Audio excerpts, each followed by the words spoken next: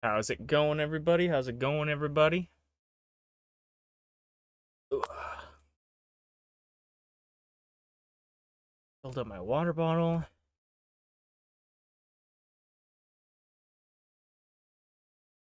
The go live message. And then we will get back to getting everything set up. How you doing, Connor? Match. Match. This will be the last day of the drafts, which actually I misunderstood the drafts or how long we would need the drafts. Because I thought that we would need the drafts for a little bit longer. Um,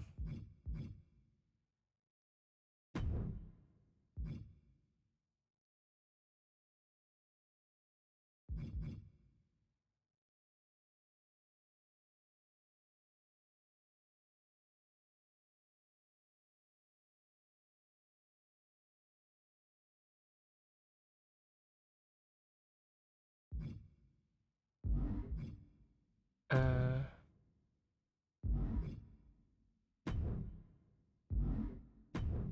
but yeah, been doing well. Just had some breadsticks for dinner. Now eating some Oreos, playing Roblox, and about to watch some peak wrestling. Nice. I hope you like it. Ooh, there's a lot of stuff.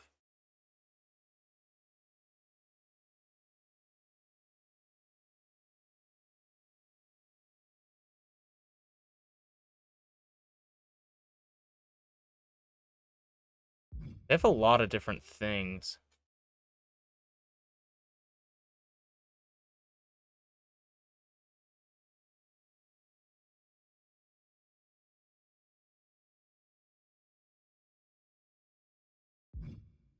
Uh, I need to just.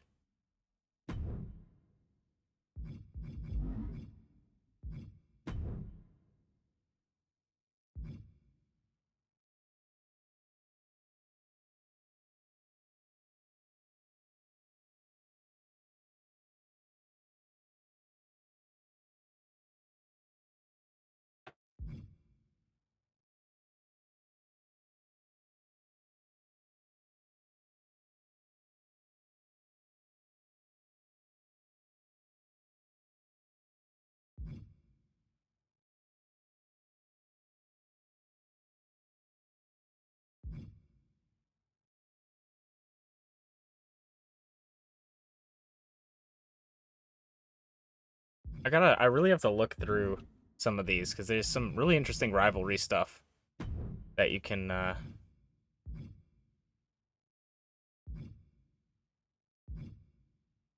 choose.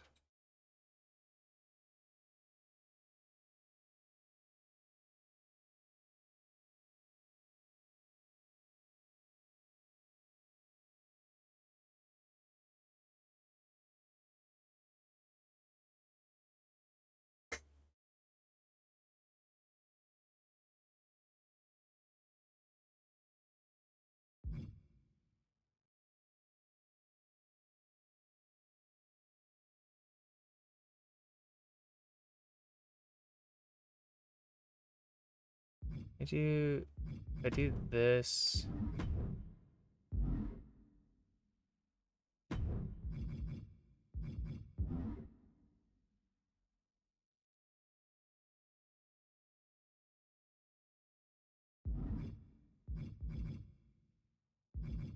Uh,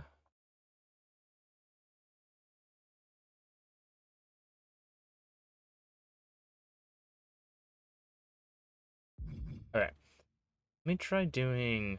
I want to try doing some fun things.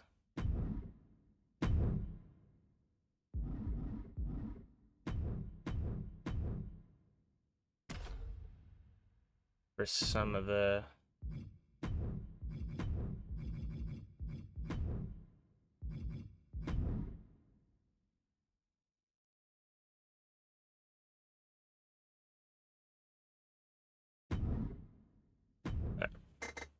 MPW better than WWE when it's becoming real. When it's becoming real. I wish that'd be really cool to do something like that, but I don't know if I'd want to do a real actual wrestling show because it probably takes a lot of money, a lot of time, and you actually have to like politic with people.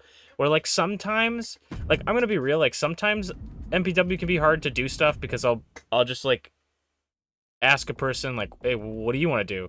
And then they'll like tell me one thing, like, oh, you should do this, and I'm like, okay, I guess I could do that, and I'll like start working on it, and then they'll be like, but whatever you need, and I'm like, okay, like so, like, do you want me to do this, or is it whatever I need to do? Like, what do I do? So like sometimes it can be a little bit frustrating, but 9.9 times out of 10, I'm just like, awesome, let's just do whatever we can do, you know. 9.9 times out of 10, it's the easiest gig in the world. That's why I want to do it like today, where today I had work, and so I'm like, I'm mentally drained and exhausted, and I can just sit here and watch people wrestle, and I don't even really need to know how to do anything. And it prepping stuff honestly gets me a little bit more hyped. So, it'll be good. But how's it going, everybody in chat that's lurking or otherwise? You don't have to come out of lurk. I'm just saying hello. We're gonna get started right now. I'm going to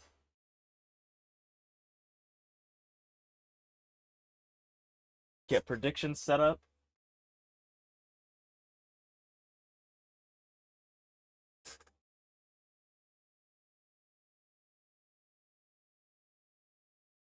Hopefully everything's working. If it's not, that's MPW for you. I missed like half of that, but I'm back now. I was just saying that, I feel like it would be really, it would be cool to do something in real life like this, but I feel like it would be a lot of work, and you'd have to like kind of politic with people, where in this, I can kind of just do whatever I want, and if someone has an idea, I take it into consideration. How's it going, Burning Lava? Hope you're having a good day. We're gonna get into the first match of the evening, still doing the MPW draft. So we will see who gets drafted as well. So let's get into it. Oh, and let me know if any of the audio sounds too quiet, too loud, let me know. Oh.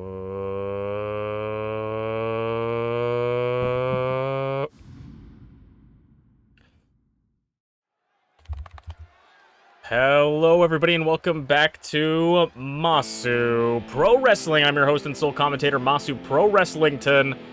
And we are continuing the MPW draft. If you don't know what that is, the MPW draft is the draft between the Icon and the Idol division. We will have a member representing the Icon division, which is Potato, the open weight champion, the new open weight champion. And he will face an opponent in the Idol division. Winner will get the first draft pick for their division, and Potato has actually already been drafted. Potato has been drafted to the Idol division, but will still be representing the Icon division for this matchup. We have had,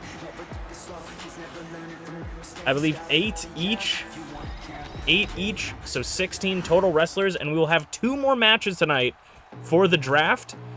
And we will start our first, this week we will start, or this episode, in the semi and main event of the night, we will determine some members for championship matches throughout the week as well. And we're about to have a rematch of the century. Potato is the newest openweight champion, but the former openweight champion and the person that failed, or their cash-in was thwarted for the golden opportunity, going up one-on-one representing the Idol division. And Glitchy has yet to be drafted. So anybody, so Glitchy is still up for drafts. We have quite a handful of people. A lot of really big names still haven't been drafted. Bonk hasn't been drafted. Garreth hasn't been drafted. Minty hasn't been drafted. Many big names haven't been drafted yet. And we could even see some new faces we've never seen before in the draft. It's all anything is possible here in MPW, and we're going to start off with this rematch between Glitchy and Potato. Tries to run right through Glitchy, but how do you go through someone that big? The size of Glitchy. Headbutt to the back of the neck. And this will be a good test to show if Potato is not too green when it comes to being a champion. Could that championship be a fluke, or will this show that Potato has a fighting champion, has a shot at defending the openweight championship? Because the hardest time to defend the championship is the first and the second title defense, I would say. Not many people make it past the first, not many people make it past the second, and Glitchy just grabbing the head of Potato, squeezing the temples. The Potato trying to get out of it, and does. Potato will have to defend his championship in the coming weeks, so this is perfect chance for Potato to practice. Glitchy eyeing up Potato already. Goes for something, hooks the arm around, but Potato gets that left strike, catches the forearm though. Knee strike. Potato finally trying to pick up steam, but Glitchy just too strong, pushing him off her. Glitchy now has him on the apron. Pulls him back in, saying he can't go anywhere. Potato chopping Glitchy. Oh, Potato. I mean, Glitchy is one of the reasons I have my own commentary booth and I'm not down there with the French-Canadian commentators table. Glitchy's a scary person to deal with, and that intimidation is going to follow, or you're going to find that intimidation in the ring. The size difference between Potato and Glitchy is immense, and I mean, with Glitchy, you never know, or it's hard to tell who's going to be able to stack up against someone as strong as Glitchy running DDT. But Potato is a pretty strong person, trying to block her from going outside the ring. Potato going up top. We don't usually see potatoes fly, but this might be falling with style. Double axe handle right in front of those French-Canadian commentators I was just talking about.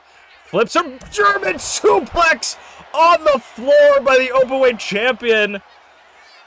And like I say, with many openweight champions, you want to be able to fight on the outside of the ring. This is their domain. You want to be able to hold yourself on the outside. Of course, this is not a Falls Count Anywhere match. They do have till the count of 10 to get back into the ring.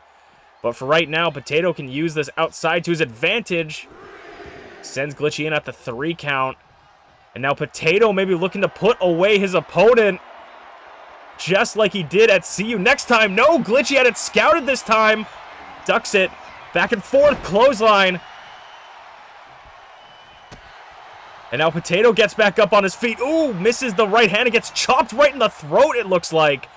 I think it looked like that uppercut clipped Potato in the throat. Saito suplex. Potato rolling, maybe just wants to get this over with. 1, 2, and the Saito suplex seemed to just be enough for Potato, picking up another Icon win. It is 5-3, or now 6-3 for the Icon division. And Potato, the openweight champion, he's looking a little bit rough, but he is looking, you know, he took a beating, but he looks like he's taking it in strides. Potato takes down Glitchy for a second time, starting his Season 3 off with a win, and getting the Icon division another early draft pick. Who will the Icon division choose for their next draft pick, for the 9th draft pick for the Icon division? We will see next. Can eat a baked potato just because of that? Exactly.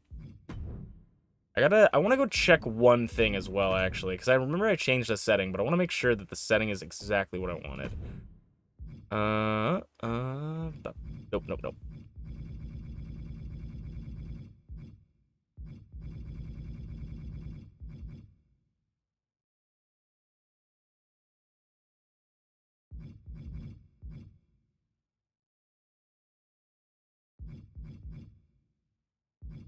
Okay, we'll do that.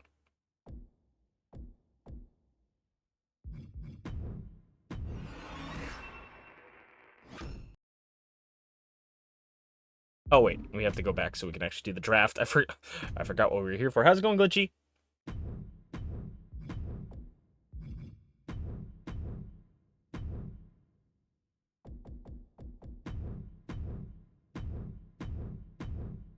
Oh.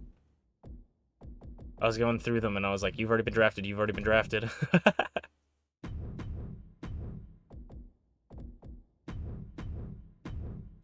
Oh, I need to have the list. Do I have the list of people who haven't been drafted yet? I have it somewhere. I wrote this down just to make sure. I think it's back here.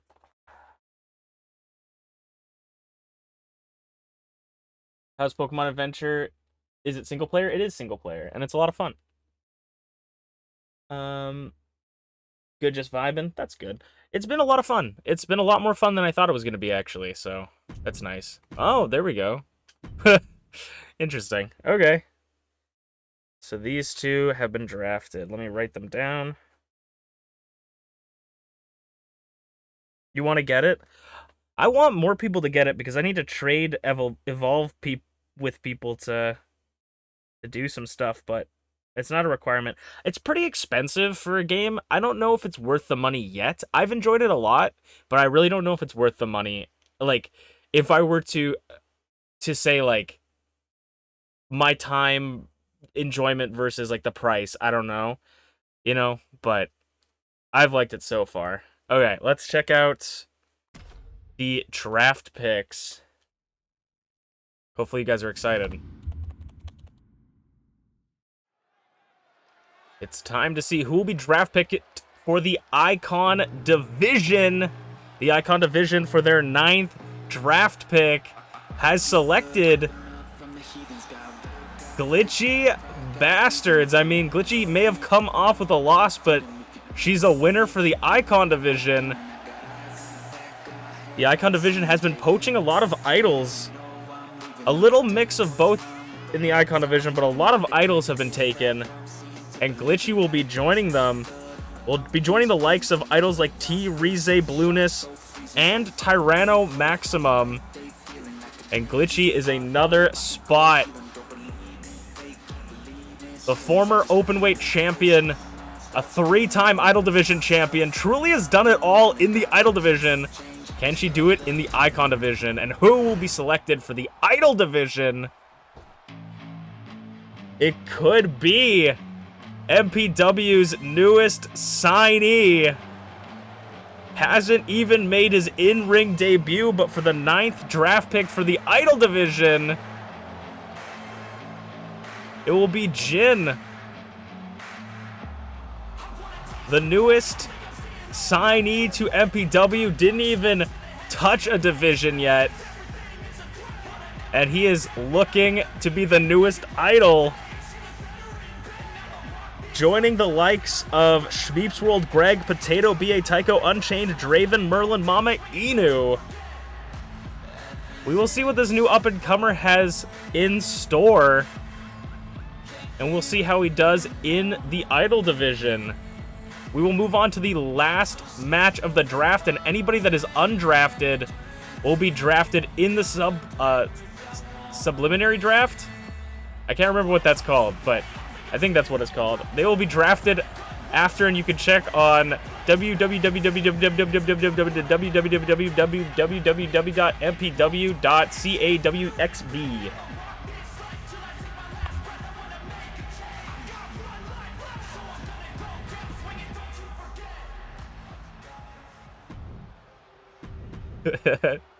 So those are, we'll have the last draft picks, because after that, it's not that we run out of people. You're registering that domain now. I was like, I don't know if there's like, you know, if you ever like call this number 555, it's like you can make a fake number, but I don't know if I don't know if there's a fake thing for websites, so I don't even know. Oh, what the hell?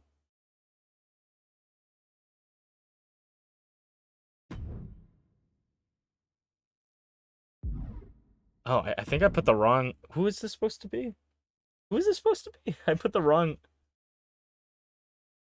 Oh, I put potato twice for some reason.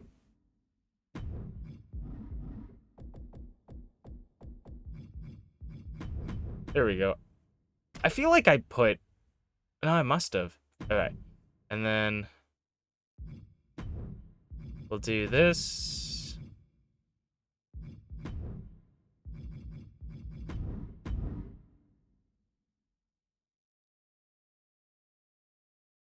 Okay.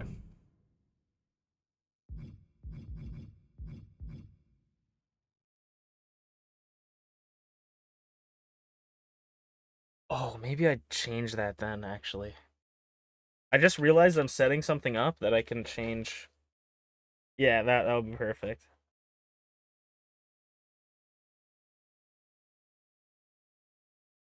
That makes me happy. Okay. Let's get to the second match of the night. I hope this works. I don't know how this is going to work, but we'll see.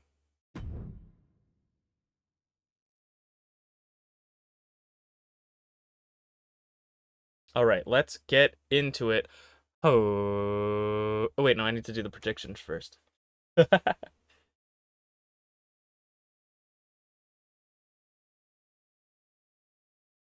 Since only one person voted, that's what I like to do for the predictions. If one person votes, I don't want you to lose points just because you voted. Because you don't win anything if you win.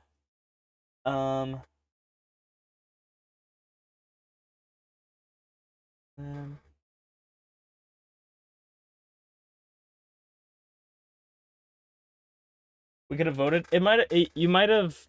I think you might have came in at the end. It starts. I run it while they do the entrances, so it might have missed it. But we can vote. You can vote on this one. I wish I could just choose. You know, like I could choose how much someone gets, like plus 200. So if someone votes and they're the only person that votes, they just still get 200 points. Because who cares? It's my points. I don't care if I inflate the economy. Okay. Let's get into it. All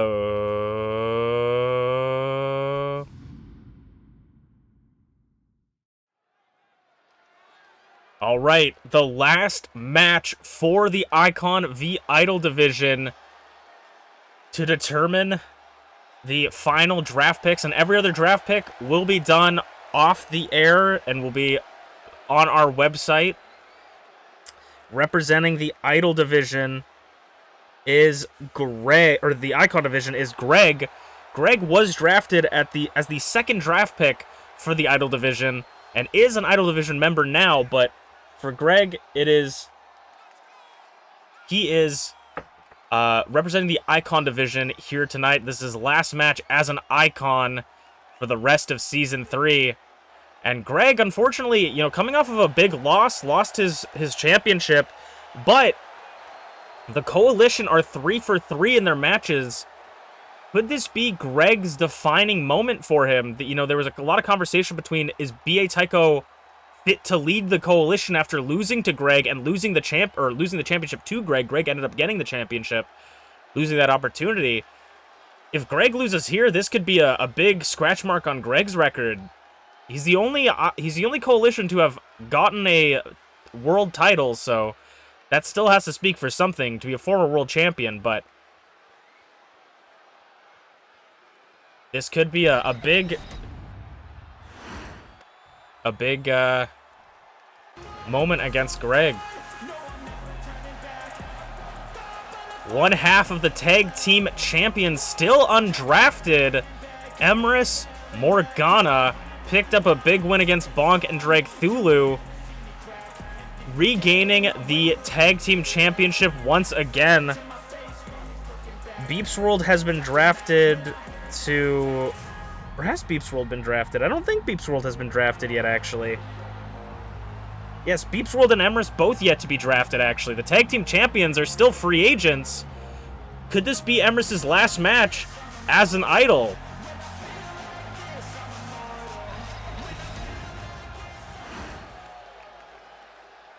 Greg versus Emrys. Former champion versus champion. Oh, discus forearm caught off as Emrys taking it to Greg. I mean, Greg is not normally super, was never had a huge track record. He was sort of the underdog, would pick up wins, use his size as his advantage, but after going up against Flair, Maybe his confidence is wavered a little bit. Drop kick. But the Greg Nation stands behind Greg no matter what the coalition or anyone has to say on commentary. The shoulder and elbow tie-up, fighting for control. Greg's going to get that control, pushing Emrys into the corner. Our senior official going to break it up. And goes for the punch, ducks it, does Emrys. And a super kick with the long legs of Greg. Pulling Emrys in for a knee strike. That's what the former champion is all about. Off the ropes. Leg kick. Off the ropes, moonsault by Greg. Goes for the cover on Emrys. Like I said, you know, everything I said goes out the window. Greg going in crazy. Emrys rolling up Greg. Kick out at 1. A little bit too early to call it. Greg with the uppercut. Gets caught again by Emrys. High kicks and low kicks. Scoops the leg. Drop kick. Showing that Taekwondo, Muay Thai martial arts skills of Emrys. Bounces off the rope for a bulldog off the springboard. Greg is back up to his feet off the ropes. Flying forearm. Greg is explosive here. Greg is the only professional wrestler I've ever seen that's able to fight in pants like those. Getting Emrys into the corner. Greg. What is Greg looking for in the corner? Forearm to the spine. Going for a clubbing blow on the back. Misses it. Emrys. Leg lariat.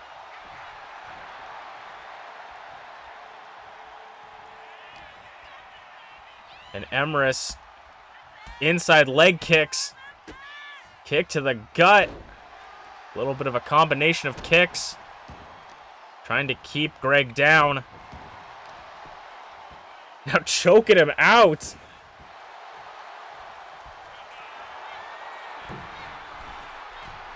Emrys up top again, going for maybe a flying elbow. No, thinks against it. Off the springboard, though. A little bit too far for her luck. Sends Emrys into the ring.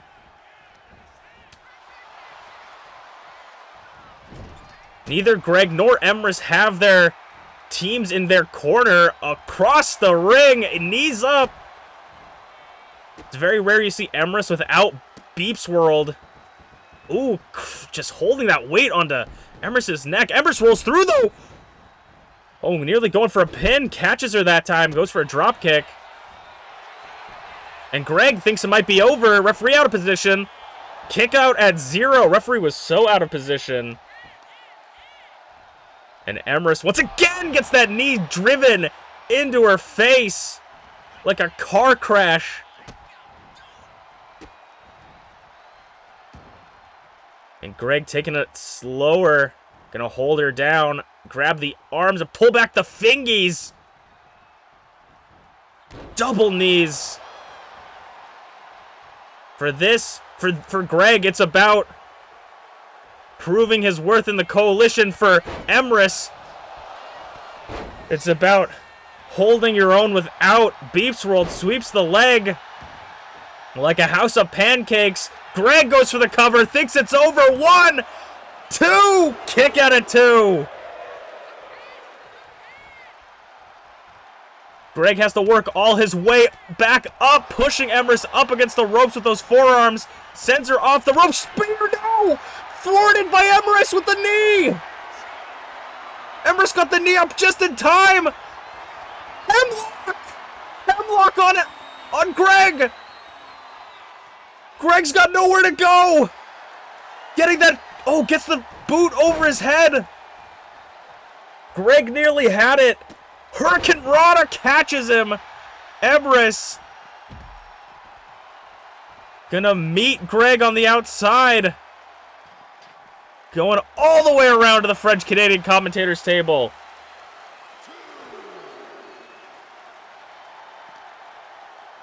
Emrys wants to finish this in the ring.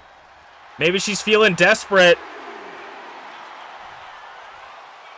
Sharing a war of words with Greg there. Hurricane Rana off the top. And Emrys once again looking to fly. This time a Hurricane Rana again off the top.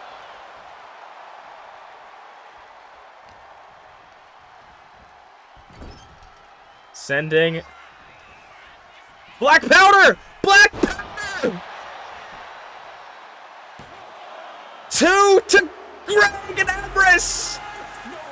Picks up a win for the Idols, making it 6-4 to finish it off. The Idols will get the last draft pick. Emrys Morgana.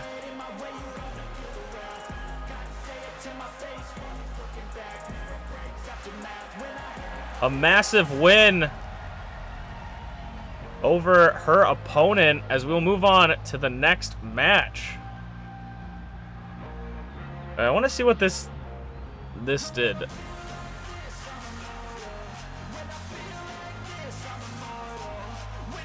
I don't know what happened, but so I did a rival reaction because I was like, oh, it'd be cool if like MPW came in and attacked Greg at the end or something like that. But I guess like Greg, because Greg won, he didn't come out. I don't know, but it was kind of random. Paid off Greg. Oh wait, shoot. I started loading up the next match, but we gotta go do draft picks. I mean, I could technically do it whenever, but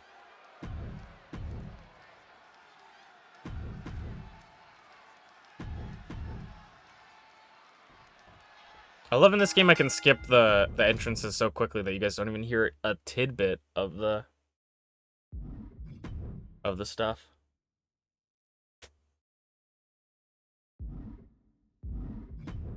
I think really what it is that Greg got carried by resiliency, and now that resiliency isn't on every character, Greg is not as good.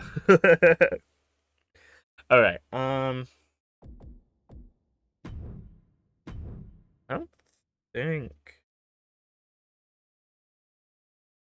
don't think this person has been drafted yet, actually. This will be the last draft picks. Also, surprisingly, this guy hasn't been drafted yet. I say surprisingly, but it's random, so it's not like...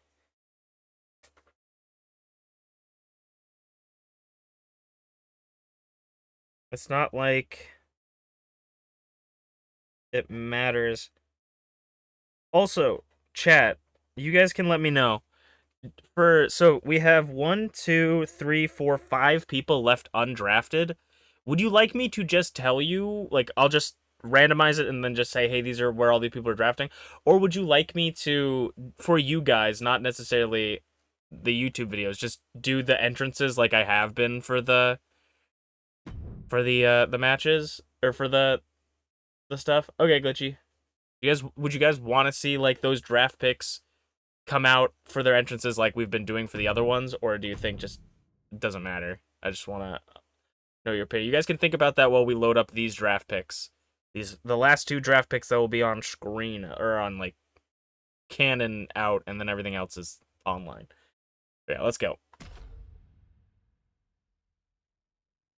So these are the 10th.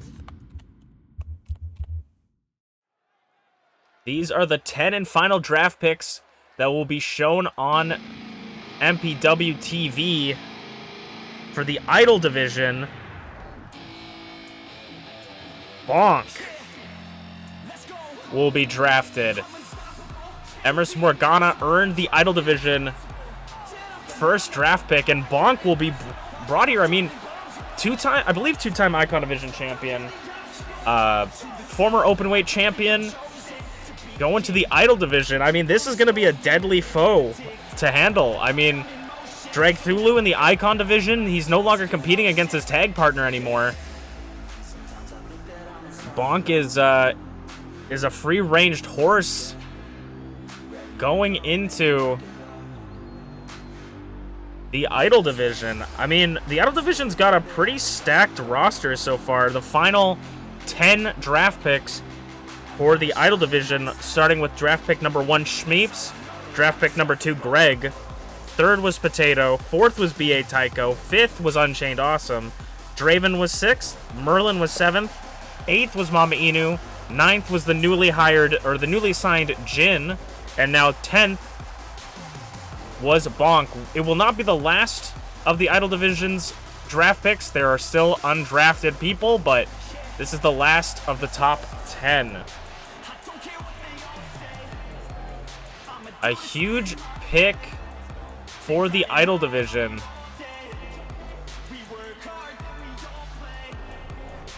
I mean, this draft has done nothing but give people opportunities, and I think that this is a great chance for Bonk. I mean, we talked about Glitchy having done everything in the Idol Division, going to the Icon Division. That's the same thing happening for Bonk.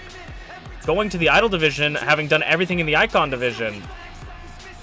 We'll have to see how the Idol Division fares against the Super Naiyan. I mean, many familiar faces will meet Bonk. I mean, from the Icon Division, Greg, Potato, BA Tycho, Unchained, Merlin, Jin wasn't an Icon, but...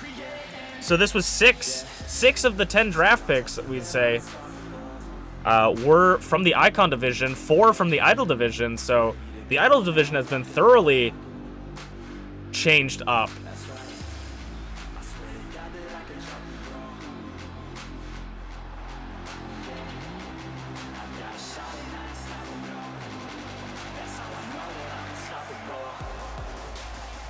And the Icon Division will have the last pick of the night, which the Icon Division has had the pleasure of having the first picks of almost every night. But we'll end it off here on this one for the draft, and we will go into our 2 matches to start the qualifiers for the Icon and the Idol Division gauntlet match.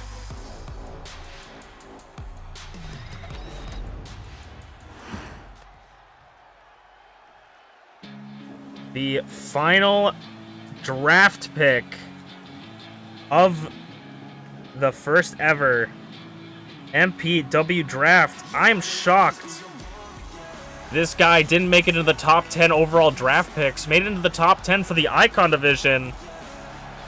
But, I mean, such a fitting opportunity for Garreth Unported, having his entire Season 2 stripped from him for the Icon Division.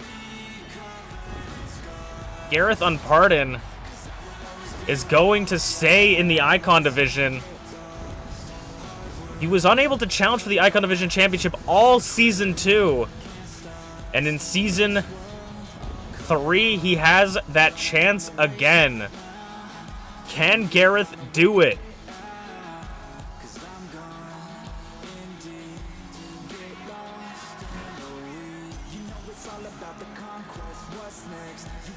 Garreth Unported. A massive pick for the Icon Division. Former Icon Division champion, Ultimate Openweight champion winner, former longest reigning Openweight champion, 2-time Openweight champion. I mean, it's criminal that this guy... I mean, he's a troublemaker, but it's criminal this guy took so long to get drafted. We'll see you guys in our next match coming up. Now the draft is over. I'm like, I realized I was talking way too much on Gareth's one, that I'm like, oh no, they're gonna start doing their match. We could have just said, like, they're starting to brawl, my god. You want to see the characters? Sounds good. Huge win for them? Absolutely. And you did miss Jin's. His was the last one. But Jin got on screen. Jin was selected to get on screen. So we have 1, 2, 3, 4, 5. Or wait, 1, 2, 3, 4. Yeah, we have 5 people. So what we're going to do right now, actually, is I'm going to flip a coin.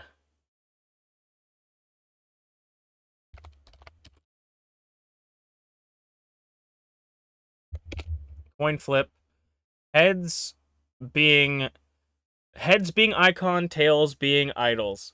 So I'm going to flip it, and you guys are just going to have to trust that I'm not fooling you. But they're going to, since there's 5, there's an odd number. The one who wins this will get 1 extra draft pick. So let's get it. Oh,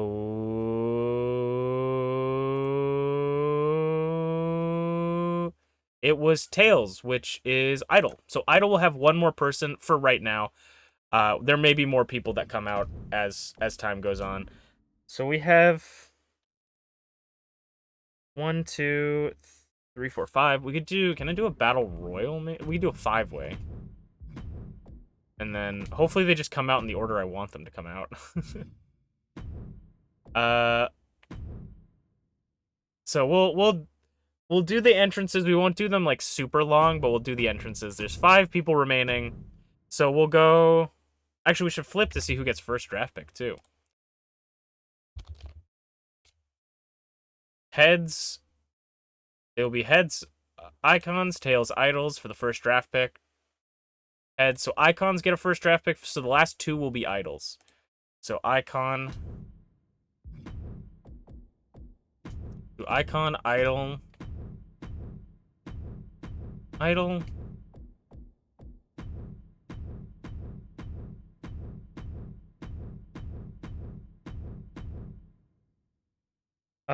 We've got.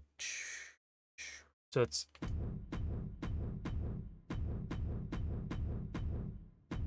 Oh, that was one. Icon, idol, icon, idol, idol. So these 2 will be idle no matter what, so.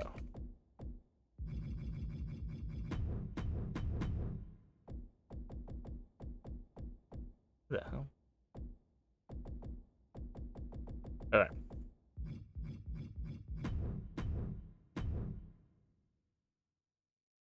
Sweet. As long as they come out in the order that I want, this will work out perfectly. I should probably have written them down, but...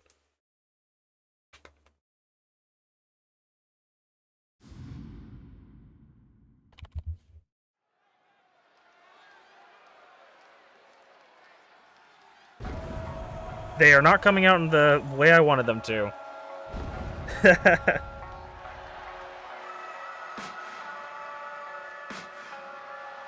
But this is one of the draft picks for the Icon division. So MPW will be moving to the Icon division.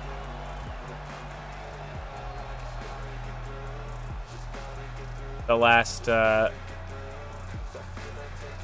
technically the last draft pick, because there was someone drafted before Shmeeps, but MPW drafted last. It's funny because MPW was drafted 2nd overall first for the idols.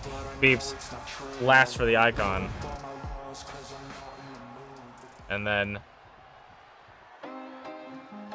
the idol division's newest draft pick.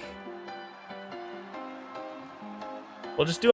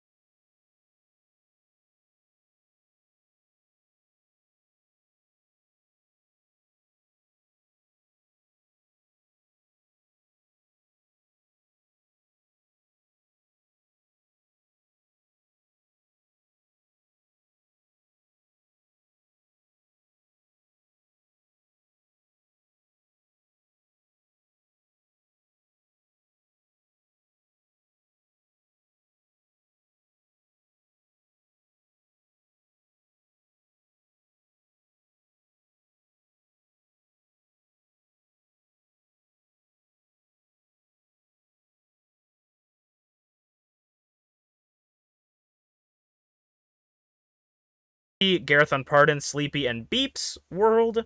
And for the Idol division, we have ShmeepsWorld, Greg, Potato, B.A. Tycho, Unchained, Draven, Merlin, MamaInu, Jin, Rock, Bonk, Kato, Emrys, and Minty. So those are the last people. And then, oh, now, well, whatever. I had a match, so. Ugh.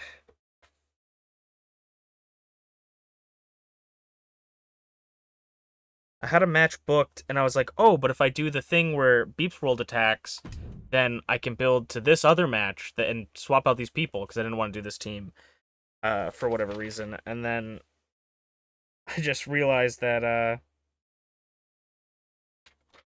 now we have to, because that never happened.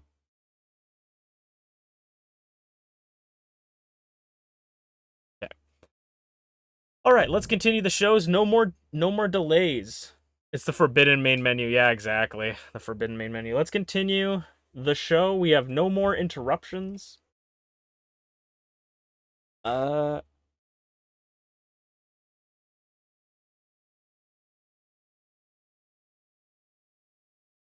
Let's get into it.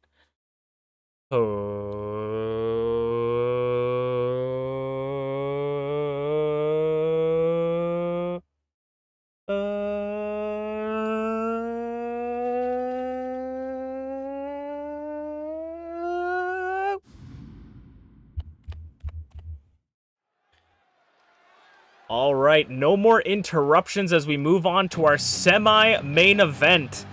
These are going to be the matches to determine the participants. This is a qualifying match for the Icon Division Championship. The championship will be defended for the first time ever in a gauntlet match consisting of six total competitors.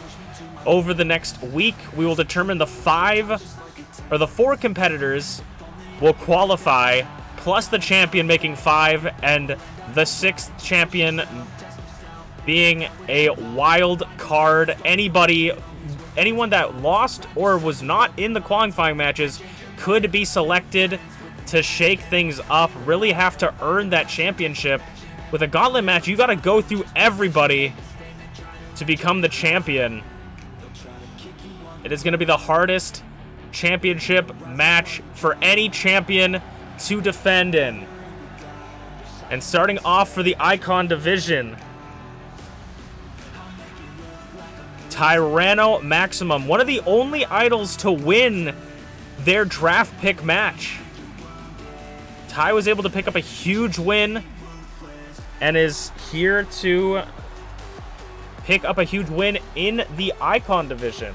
Their first ever Icon Division match.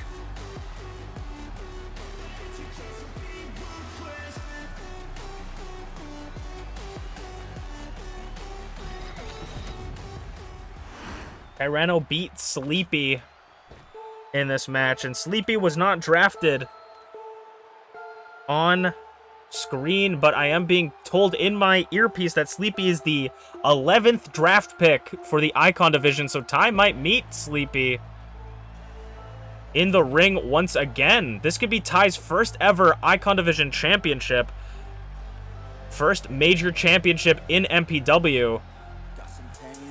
But something that you're never prepared is to go up against is a thing of this craziness, an uncertainty, a strangeness in the arena, a bear. I mean,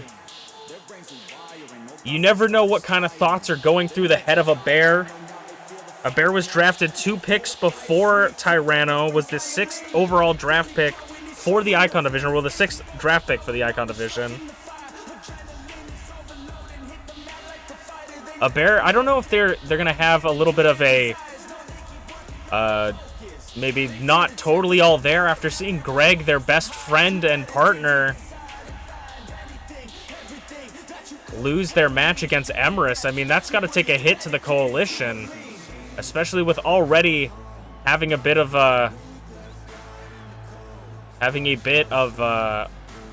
infighting. Potential issues. Will the coalition be fine? Who knows, as the Bear is going to be entering the qualifiers for the Icon Division Champion. The winner of this match will be the first person to qualify at Living Legends Season 3 for the Icon Division Championship.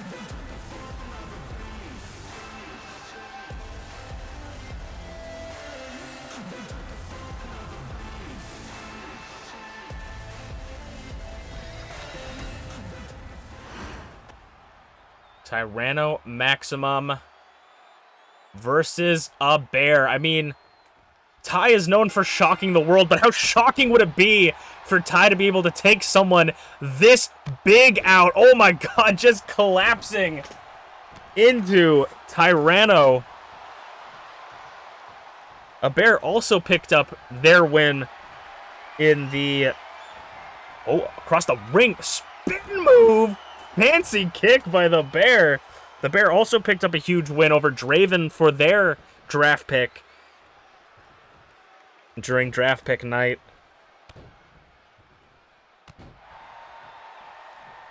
They were the last person of the first night of draft picks to pick up their win. Ripcord knee, already looking to end it with the Bear. Ooh, almost a 2 count, but just a 1 as Tyranno kicks out. I mean, just kicking out, another ripcord knee in the corner. Just kicking out of a Bear. A standing shooting star press has got to be a task and a half. This Bear could weigh up to 500 pounds, maybe even more. Flips over Ty for the Boston Crab, but very close to the ropes, and the ref's going to call it. Rope break. Break it up on the ropes. Break it up. And a Bear right hand clobbering blow to the back. Goes to the opposite corner. Ty is already looking in a completely devastated position. The Bear wants to get this win. If not for himself, but for Greg, another kick out at 1.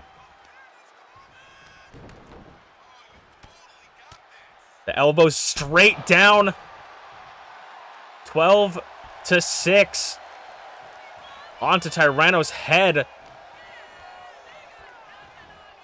And we're going to send Ty into the corner. The Bear once again going to the opposite corner. Booty from a Bear into the ribs, and Ty just trying to get out of it. The Bear has the upper head. Head kick from Ty. How did you even reach up that far? Bear catches him, Samoan drop. Ty, though. Ty is shocking the Bear after such an assault. How can Ty make it all the way back up to their feet? Tries to go off the ropes, but the Bear's got him.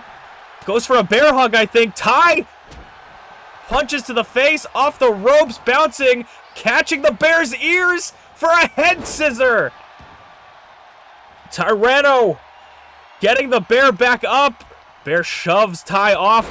Now Ty again with that steam like a house on fire. Super kick to the back, or from the behind to the Bear, rolls through. The Bear, once again, fireman's carry, sending Ty, bringing him over to the corner, face first, off the turnbuckle. And now choking out Ty. The frustration on the Bear. I mean, that's a wild animal at the end of the day. Hooks the leg on Ty. Could this be enough? 1. Another kick out at 1. Ty is showing absolutely no wear and tear as the Bear tries to end this fair. Off the ropes, no, gets stopped, rethinks it. Goes for an axe handle, Ty rolls through. I mean, Ty has one elevated elbow, or clothesline. Ty has one to shock the world. Could Ty win their first match as an icon against the Bear? Bear hug! The Bear has Ty cinched in the bear hug. And Ty barely getting out. Extinction!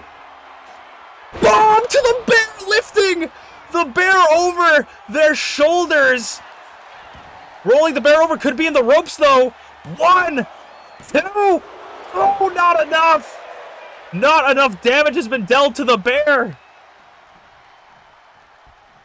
Super kick, caught again though. Or caught clothesline. Ty pulled an extinction bomb out of nowhere, but it wasn't enough. Oh, headbutt to Ty. 1, 2, kick out of 2. The running headbutt from a bear. Ty is looking wobbly on their feet. They're looking in trouble. Bear hug, spine buster. And I think that just might be it for Tyranno Maximum. No! 2.9, Ty kicks out. 2.5. This is the agency you see when it's a shot at the championship. Ty floats over, falling, inverted DDT. Ty, maximum impact. Maximum impact to a bear.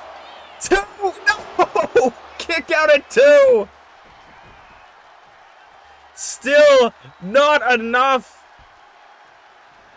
to take out a bear. What is it gonna take? Float over DDT. Ty going up top for the first time in Season 3. Will we see it? A blender! Ty has hit everything, plus the kitchen sink on the bear. 1, 2, 3! And Tyranno will be the first to qualify for the Icon Division. Continuing their win streak. Could the Icon Division be the place for Tyranno Maximum? An insane fight, once again shocking the world, the MPW audience. As we'll move on to our main event of the night for the Idol Division qualifying match.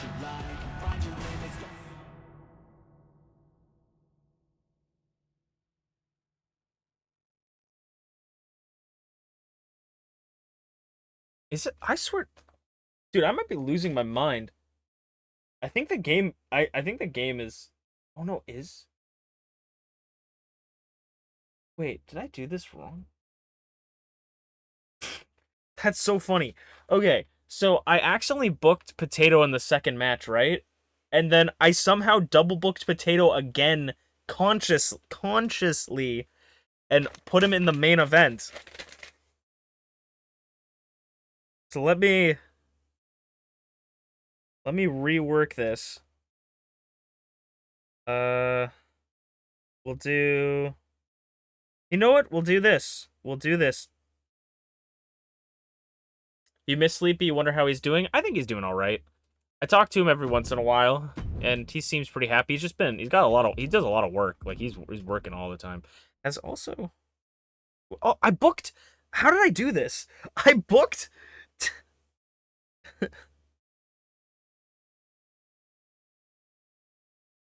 I booked the main event with 2 people that have already wrestled today. Or on this show.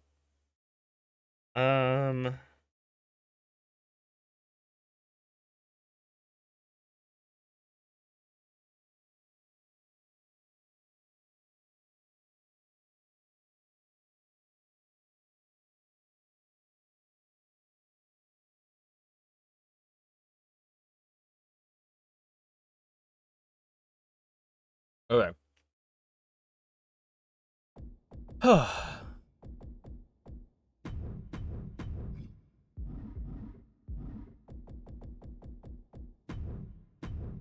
There we go. There. Let's load up. This is the main event of the first night. We got 2 nights after this one. So I'm going to say at the end of this match, like, we'll see you guys next time. The stream's not over. Okay, guys, let's get into it.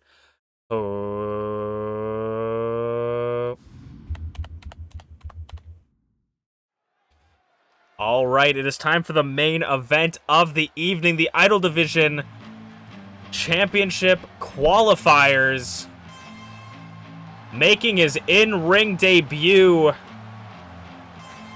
He was the 9th draft pick for the Idol Division. The newest signee to MPW. It is Jin. It's exactly what you... It's that thing you drink, or that your uncle drank in New Year's that made him very funny. It's Jin. I mean, what is a better opportunity than your opening match being a qualifier for the Idol Division Championship? Jin could walk away here after his first match with an Idol Division Championship. Wait, I fucking totally fucked up, didn't I? I did fuck up. I booked him against someone that's not an idol. Jin's still gonna be in the match, but I booked him against someone that I wanted to wish this upon the world, but I couldn't do that match. Okay. Sorry. I completely booked the wrong person. My notes are becoming terrible.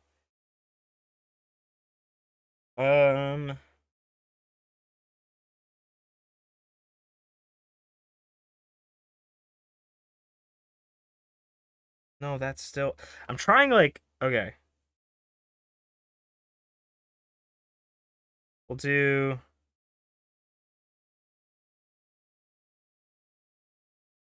Okay. Sorry, I'm like, oh, this match would be good, and then I'm like, wait, they're not in the same division anymore. That's gonna be the hardest part right now, is remembering the divisions.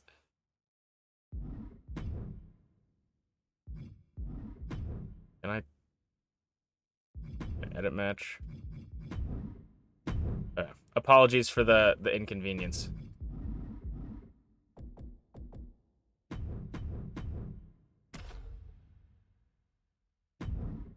But hey, you get to see your entrance again.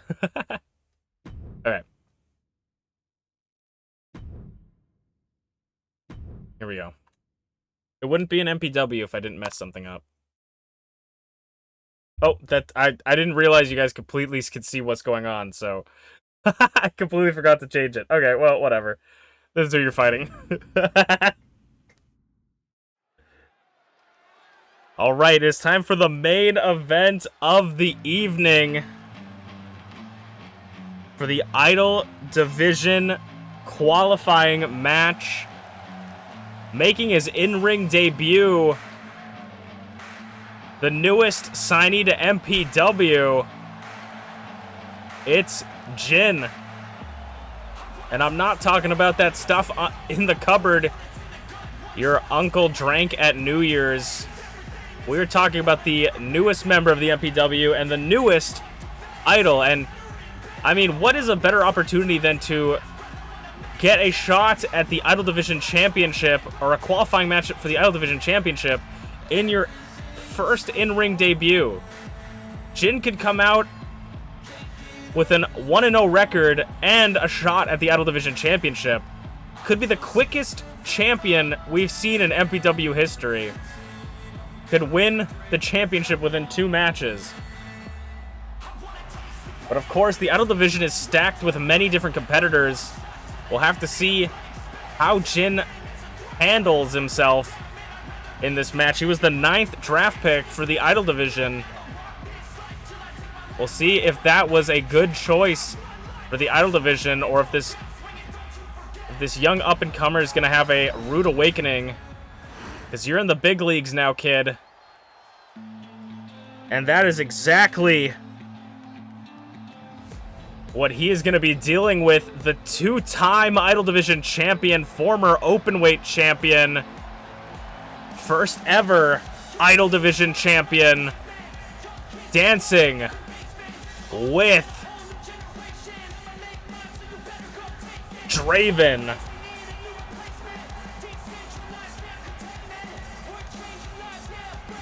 Dancing with Draven, looking to get her 3rd Idol Division championship. We talk about the different kinds of people in the Idol Division, you know, what it takes to be a champion, and Idol Division championship is almost synonymous with Draven. A perfect litmus test for any new competitor coming into MPW. This will not be an easy match for Jin, but maybe it will be a good proving ground. Show everybody in the back what you're made of. jump into that lion's den.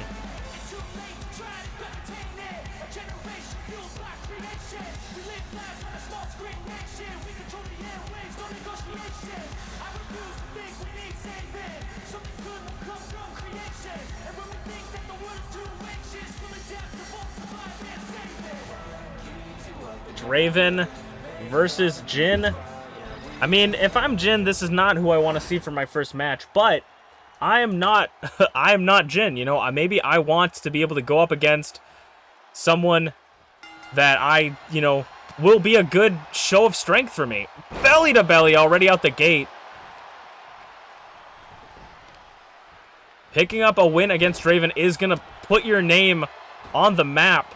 Goes over the top rope. Senton right across vertically on the spine of Draven. And now picking up Draven from a deadlift power slam or power bomb. Draven hasn't had many opportunities at the idol division, hasn't really gotten those chances, Snapmare. But maybe, just maybe, this could be that opportunity to get back into the fighting force, as it's been all Jin opening match.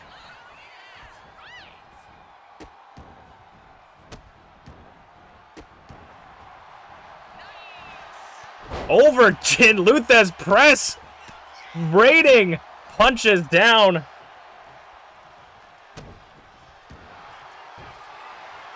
Rings of Saturn locked in on Jin. Immediately rolling through though, gets up, off the ropes. Draven catches Jin. It seems like Draven might be trying to use some wrestling tactics. Oh, Dragon Screw leg whip. That's what won Flair the championship. Using the grappling tactics to try and take Jin down. One kick out of one from Draven. Whether you have Draven beat or not, it does not matter, because Draven is one of the hardest idols to put down. So it's going to be a hard fight. As Jin seems fired up in the corner. Monkey flip from Jin out of the corner. Straight to the center of the ring. 1, 2, 3. What a quick match.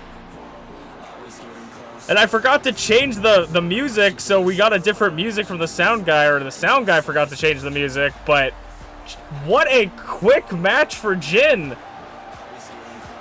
Qualifying in the idol division, that patented monkey flip, making his journey to the MPW top. As we will see you guys next time. That was our main event of the night. We will see you guys next week. That was actually crazy. I wonder, I don't even know. I mean, you guys probably saw it. I actually don't know what the overall differences were for Jin and Draven. That was just like a crazy match. That makes somewhat sense, but still, that was really good. All right, you're the first qualifier for the idol division. You're gonna be in the gauntlet match. I was gonna have you on like a match later, but then I realized I fucking booked the wrong match, and so I moved you up to this show. So I'm like, at least you'll be able to see yourself fight. I don't even know. I don't know if the monkey flip is your finisher or not. I don't know if it's one of your finishers. I'm gonna double check that. I know I gave all the finishers that you wanted to your character. I also need to. I'm gonna go change your victory, because I originally had Dobby's theme on your thing, but I was like, the theme for Dobby was very much in tune with his entrance. Like, I edited it to fit, like, timing wise with his entrance, and I just didn't think it worked with the entrance I gave your guy, or gave Jin. I want to say it's Underground 2 was the one I gave you. No, Underground 1? No. Spark 2 then.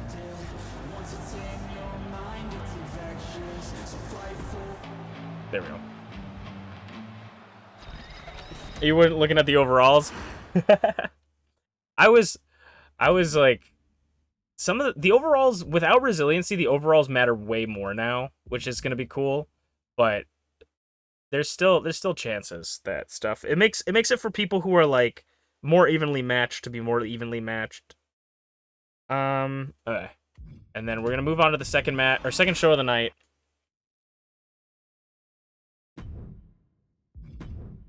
And then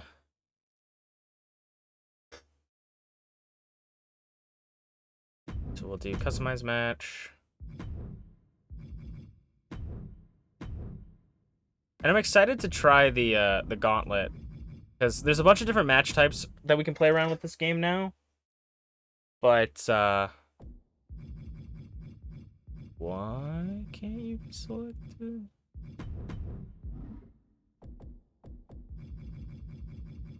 Why is this game being weird?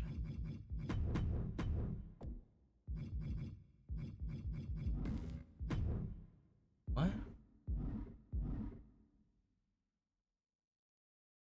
And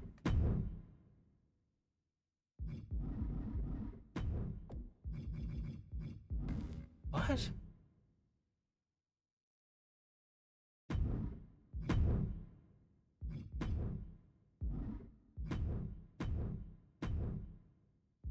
This game does so many random things. Oh, is it because of that? That's probably why. That was why. That's actually really dumb. So I'm making a match, right? And the match that was pre-made by the game had someone as a manager, right? And I wanted that person in the match, so it was saying I couldn't book them because they were still technically a manager, even though I'd removed everyone. It was still saying that they were managing that person, so they couldn't be selected for the match because they were managing someone. Obviously. That was super strange.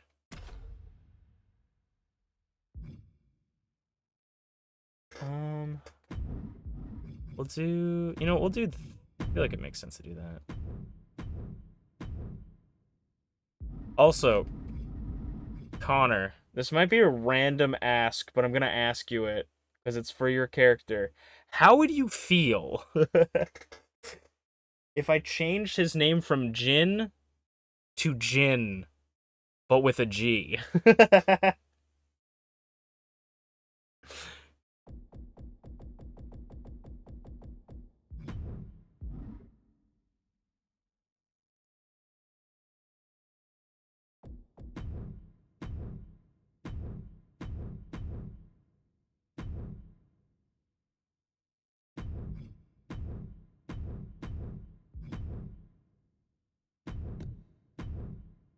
That's cool with you. I'm just thinking, because I know you based it off of, like, an anime character you really like, and I think that that's cool, but I want to distance myself as much as I can from that just for the sake of it.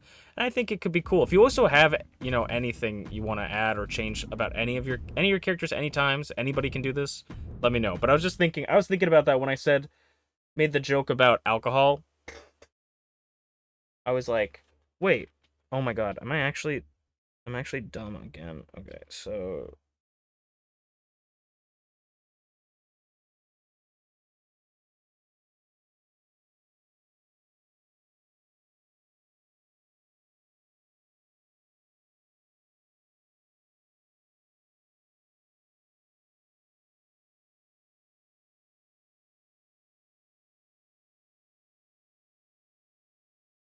no, oh my god, dude, I don't know how I booked myself into a corner already, but I'm like looking at all my shit and I'm like, I've booked myself into a fucking corner. I don't know how I did this. Okay, let's do this. Um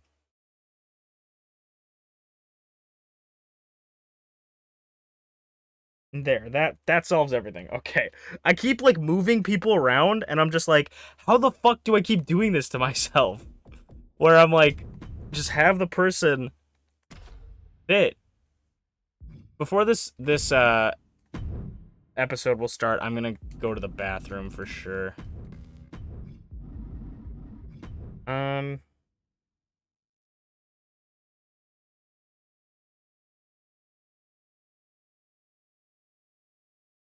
Oh my god, I'm gonna lose my mind. because I just did it again for another match.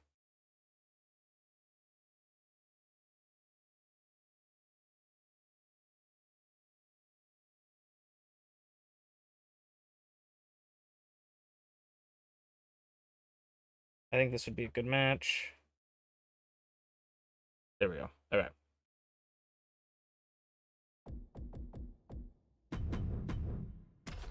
Can't wait for Draven's next stream, or if she pops in here and you'll brag about Jin beating her.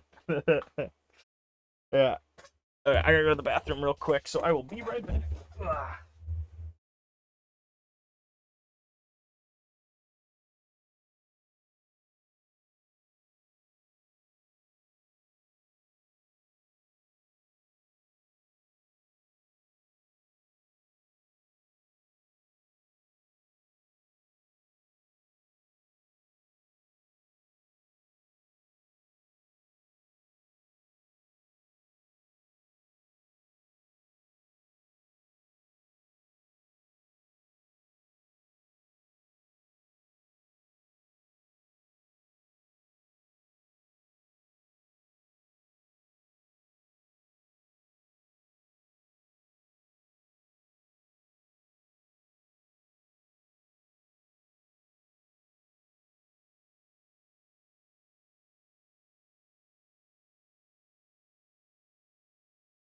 Okay, I'm back.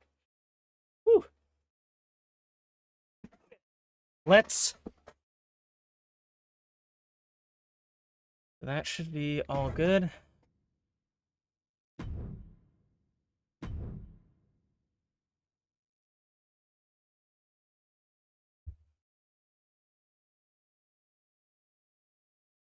Also, I hope you guys are okay with this, but I'm not going to bother with doing the predictions just because I don't think there's enough people to really do them right now, so I apologize. But you can always just tell me who you think's going to win in chat. Okay, let's get into the next match. Oh, or the first match of the second show. Who? Hello, everybody, and welcome to Masu Pro Wrestling. I'm your host and sole commentator, Masu Pro Wrestlington, and tonight we are continuing on with some of the qualifiers, but with the new rules instituted by the Public of Health and Safety, the Athletic Commission, we can officially do actual tag matches. The former tag team champions, Bonk and Dragthulu, are going to see action. These two no longer together in the division, both former icons. Only one remains the icon, and that's Dragthulu, as the idols are getting Bonk. Later tonight, we'll have two more matches after this.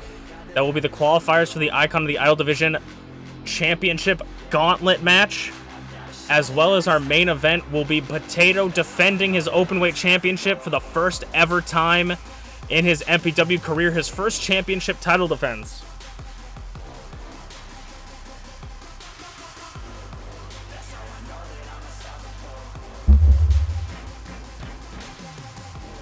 Bonk and Dragthulu lost the tag titles to Emrys and MPW. They could potentially be looking to get those back, as well as looking for their own titles.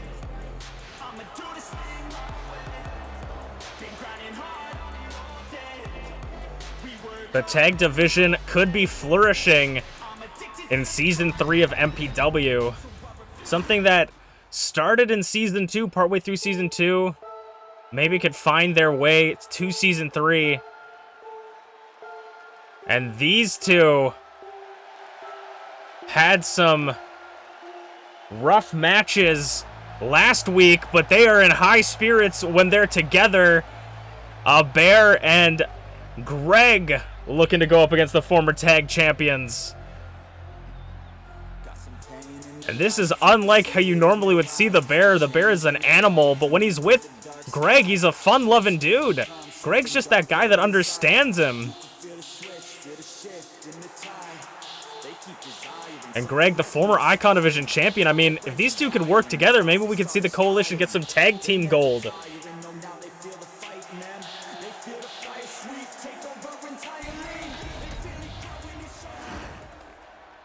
A Bear and Greg, I believe. A Bear is in the Icon division, and Greg is in the Idol division also. So it's an Icon Idol versus Icon Idol. Oh. These two behemoths super kick are going to be the legal participant. And of course, because it's such a rare occurrence for us, the tag team match rules go as follows. Only the two people starting in the ring are legal. If you have to tag your opponent from your corner as they hold the tag ropes. You tag your partner, and then once you do, they become the legal participant. Only the legal participants may pin or submit their opponent inside the ring, and the team to do so will win. Everything else, I think you'll figure out as we go. Kicks to the side, kicks to the ribs. I mean, I know Greg and A Bear both coming off of losses, wanting to maybe get some wins coming into your head kick off the corner.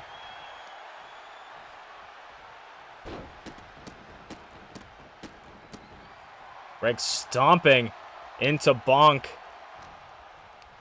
Bonk is not going to be an easy guy to get through when it comes to, even in this tag match. I mean, Bonk by himself is going to be a tough guy. I think Greg and A Bear is going to have to try and isolate maybe Bonk or isolate Dragthulu if they're hoping to win this match.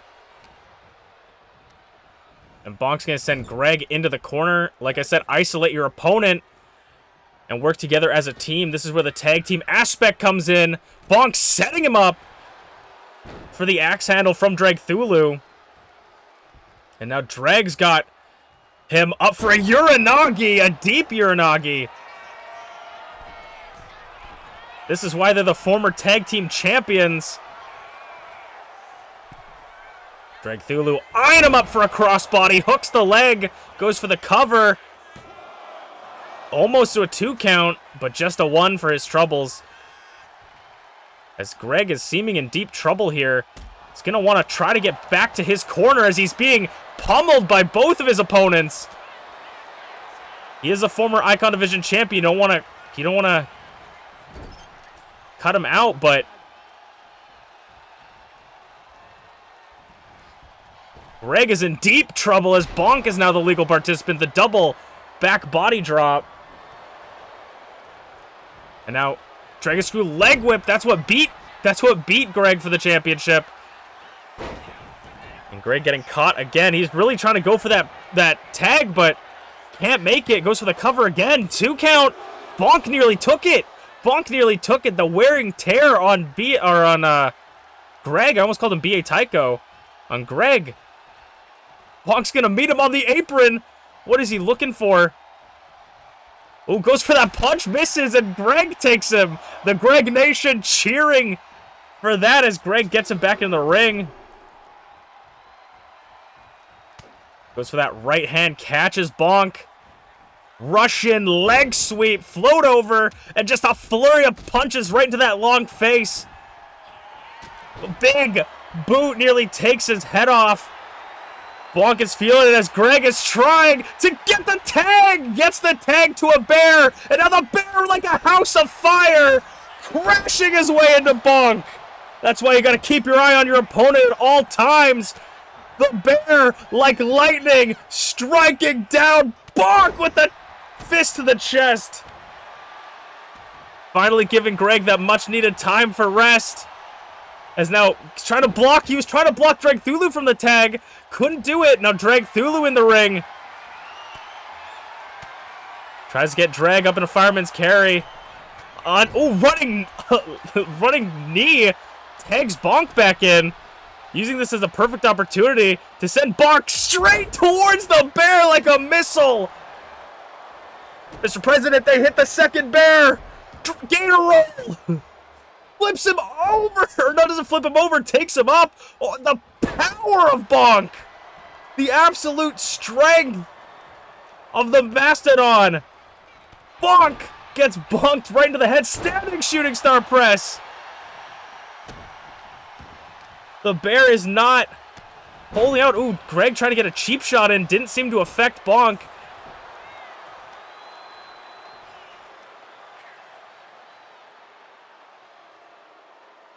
Now wrenching on the neck, slowing it down, brother. We could see, I mean, if Greg and A Bear could pick up this win, we could see them potentially in a tag team championship title opportunity that won't be defended this month, but it will be defended next month. And again, the bear being pushed back into the enemy corner. Drag and Bonk making sure to keep their opponents isolated in their corner. It's a very good spot to be in. And now has the bear trapped in the corner. The former tag team champs using their knowledge, their teamwork, their synergy to take these two down. Oh, slaps him away. A bear setting him off the ropes. Headbutt! Point blank headbutt to Drag. 1, 2. Bonk thought that could be it. And Bonk breaks it up. Bonk saw that his partner was in trouble. And now the bear hug. Trying to get the bear hug. Rolls him through. Flip or smacks the punches, rights and lefts. Gets out. Ducks him. Trying to back up into his corner. The bear wouldn't let him. Gets him up in a power bomb. Running. Oh my god. Buckle buster. Straight to the head. Buckle bomb. And now Greg's got him where he wants him. Right in that corner. Drag is in a very dangerous spot. He could try to finish the match or try to get back to his corner. Wants to keep Greg down, and Drag is going to retreat to his corner, get the tag. And Bonk's going to make it back in a little bit of a fresher Bonk. Feeling the hype, but gets caught with the knee. And Greg says he'll leave Bonk to the bear. Running across. Sending Bonk up. Samoan drop! A dastardly Samoan drop. These two putting the paws on each other. And now hooks the front leg. Maybe going for trying to get a tap out. Bonk's not going to allow it.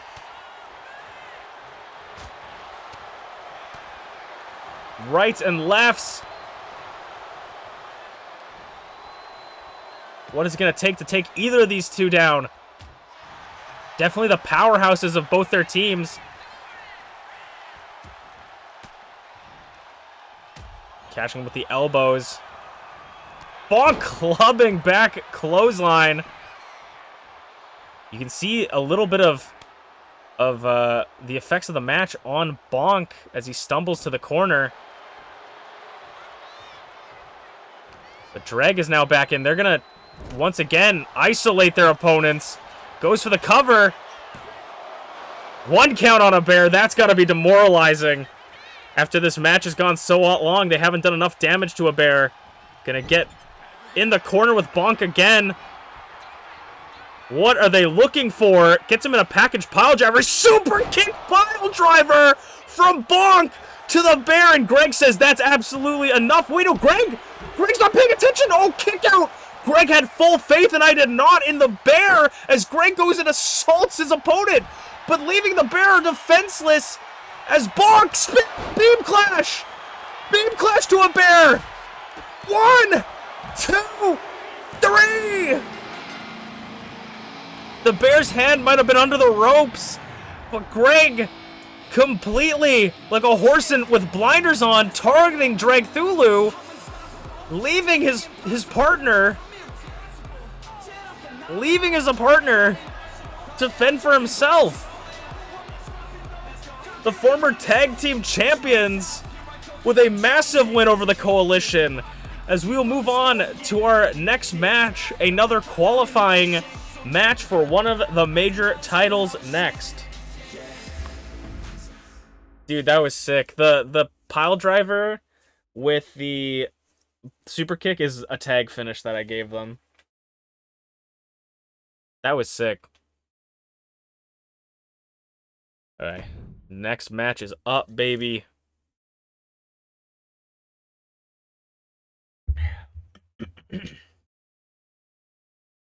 Let's get into it.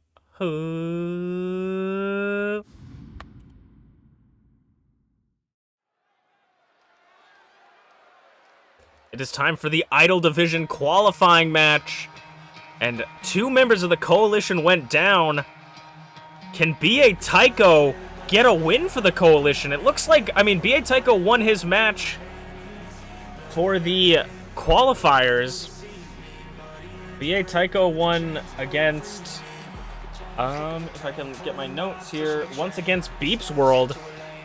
BA Tycho maybe asserting his role as leader in the coalition, asserting his dominance in the coalition. The voice of the chat, the voice of the people. BA Tycho says he hears you and he speaks for you, here to withhold justice inside the MPW arena.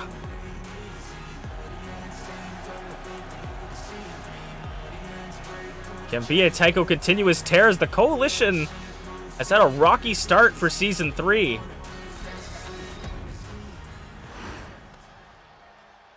But could that all just be because of Greg?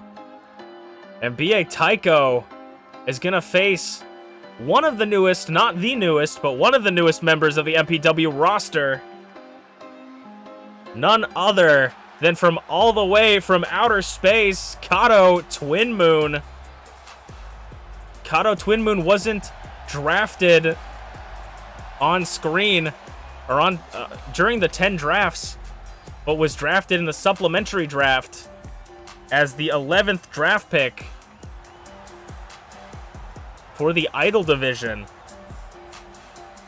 Didn't quite make that top 10, top 20 overall draft picks, but made it in the 11th draft pick. I mean, it's hard to, you know, be the new guy in the draft. You're gonna maybe be drafted late. People don't know too much about you yet, so you never know what's gonna be or what the people are looking for. So Kodo is here. I mean, Kodo has come off of a win in season 1 or season 2, won their own first and only season 2 match. They are actually the only person undefeated in season 2, 1-0.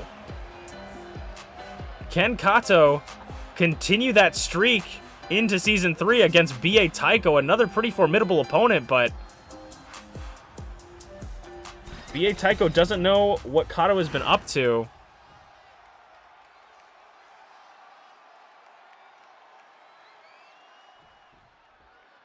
Actually, I said Kodo is undefeated, but Kodo is actually not undefeated. They lost to Tiger Suplex from BA Tycho. They have not won. They won. They're undefeated in season 2, but in season 3 they are 0-1 against TeaTheShiba in there.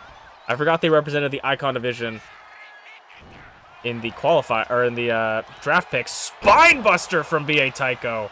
So this match, of course, if you don't remember, is to qualify for the Gauntlet match for the Idol division. The first person to qualify for the Idol division Gauntlet match was Jin, and now it's looking to be either Kato or BA Tycho. Classic clash of purple versus orange. They are opposing colors on the color wheel. So we'll see how it does. And I mean, BA Tycho has constantly got that chip on his shoulder, wanting to prove himself as the leader of the coalition. What more than being the first in the Idol division, or first coalition member to win an Idol division championship? The qualifiers is going to be the hardest match for you to come out on top as the champion, but could be the easiest win for the championship. Maybe you become the last entrant in the gauntlet, you could easily win. BA Tycho off the splash could only get a 1. I don't know if BA Tycho feels a sense of sick pride seeing Greg lose his last 2 matches, but I know those two have been at odds recently. So maybe BA Tycho, you know, unsatisfied that the coalition's losing, but satisfied that his rule. Crucifix! 1 second, Crucifix cover! A sloppy cover only gets a no count. But BA Tycho, you know, maybe happy that his leadership isn't no longer being questioned now that Greg has lost the championship and the last couple matches. On the top rope, moonsault! Maybe learning that from Blueness.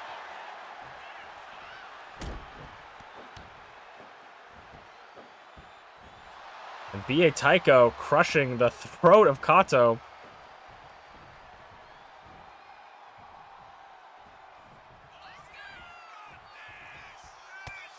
I was thinking Death Valley Driver or something, but no. Oh, wait, maybe he could have been going for the airplane spins. That would have been dangerous. Catches the Hurricane Run on the ref! Kodo completely discombobulated Cat. The ref in plain sight! In plain sight of Kodo!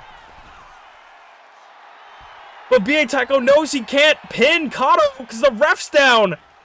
Drop kick for a little extra oomph. Goes for the cover on Kodo. Ref is still dazed. Oh, only a 1 count. The ref was dazed. Kodo inadvertently saving themselves from the ref count. And a dragon suplex. Kodo back up onto their feet. Clothesline, but gets caught with a drop kick. B.A. Tycho off the ropes. Elbow drop.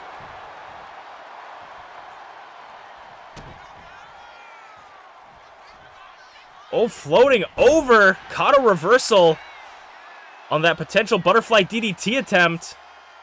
And a chops and punches. Picks him up for a side body drop thing.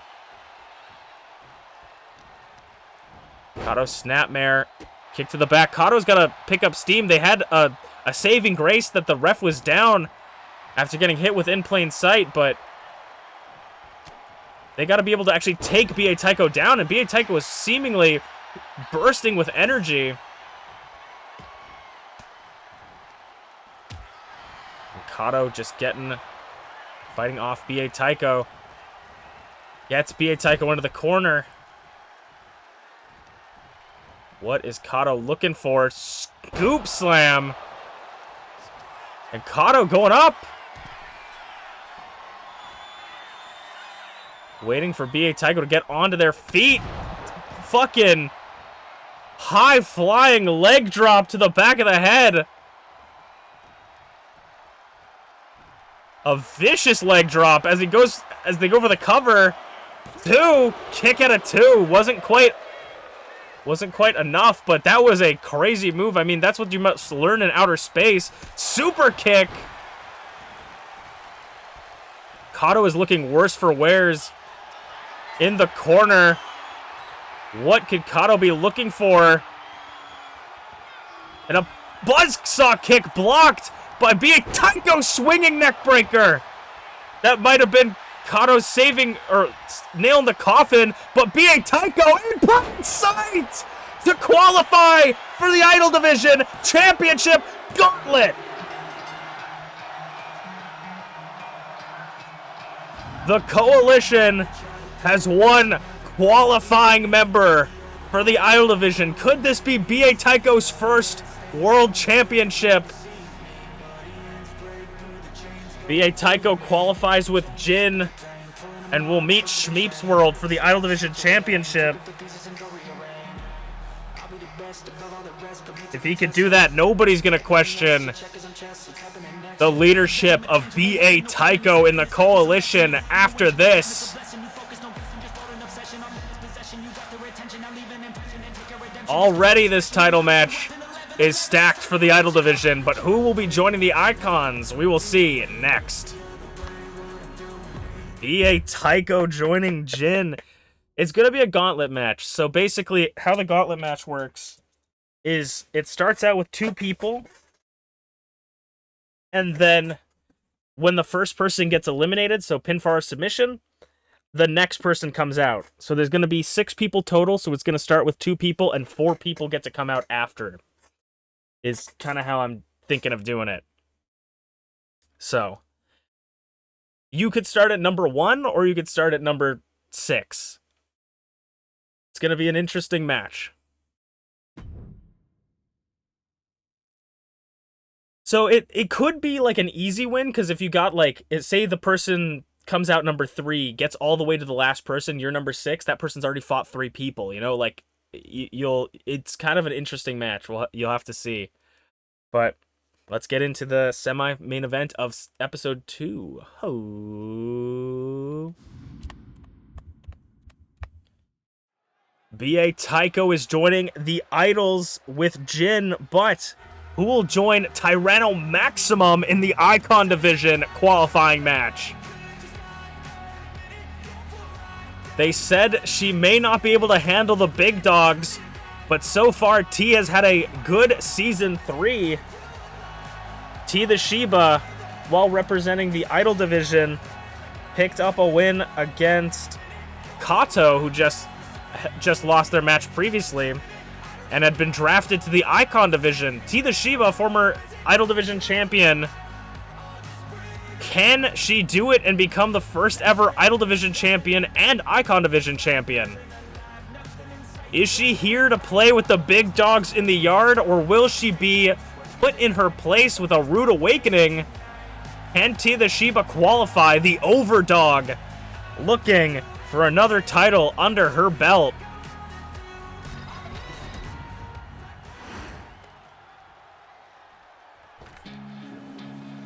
And they're going against someone who was desperately clawing for a championship in Season 2.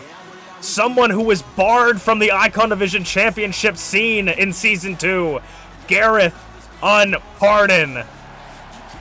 Looking to get his hands on that championship. A two-time Icon Division champion. Garreth Unported. Outcasted from his team. Finally, once again, able to qualify for the championship. Can Garreth do it?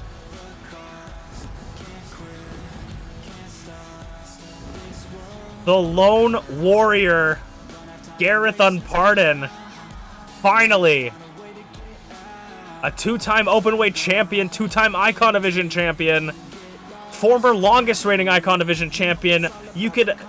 anything, you know, any of these names, or any of these things, you know, you could spend hours listing his accolades. Ultimate Openweight Tournament winner. Garreth Unported looking to qualify once again for the Icon Division Championship.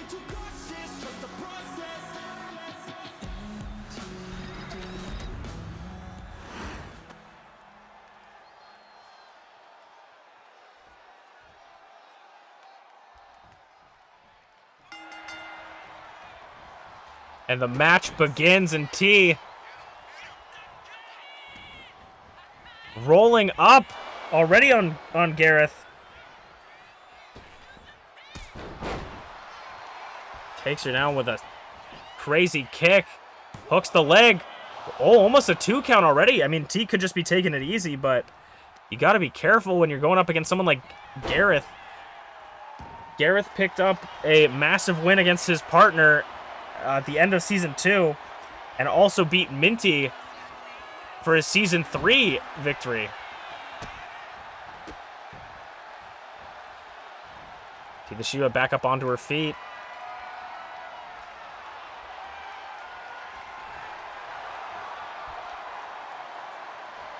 Twisting the arm of TeaTheShiba. Now, T twisting the arm of Garreth.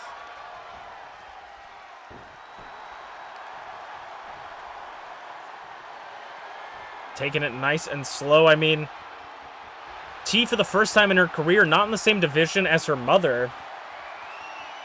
We could see the Shiba household take over the divisions.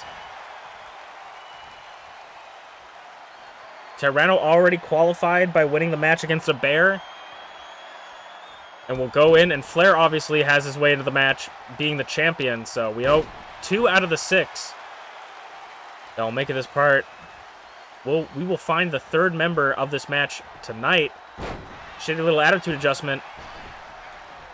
T rolls to the outside, trying to get some space as Garreth catches her on the way back in. One-legged drop kick backflip. Garreth almost getting the super kick on the back of the head. A beautiful combination by Garreth, and as T's trying to control the pace of the match and slow it down a little bit more, Garreth gets around onto the outside of T. Arm drags him over, headlock. Positioning for control in this match. Garreth rolls her over, and now they both stand onto their feet. Garreth backbreaker, dropping T on his knee.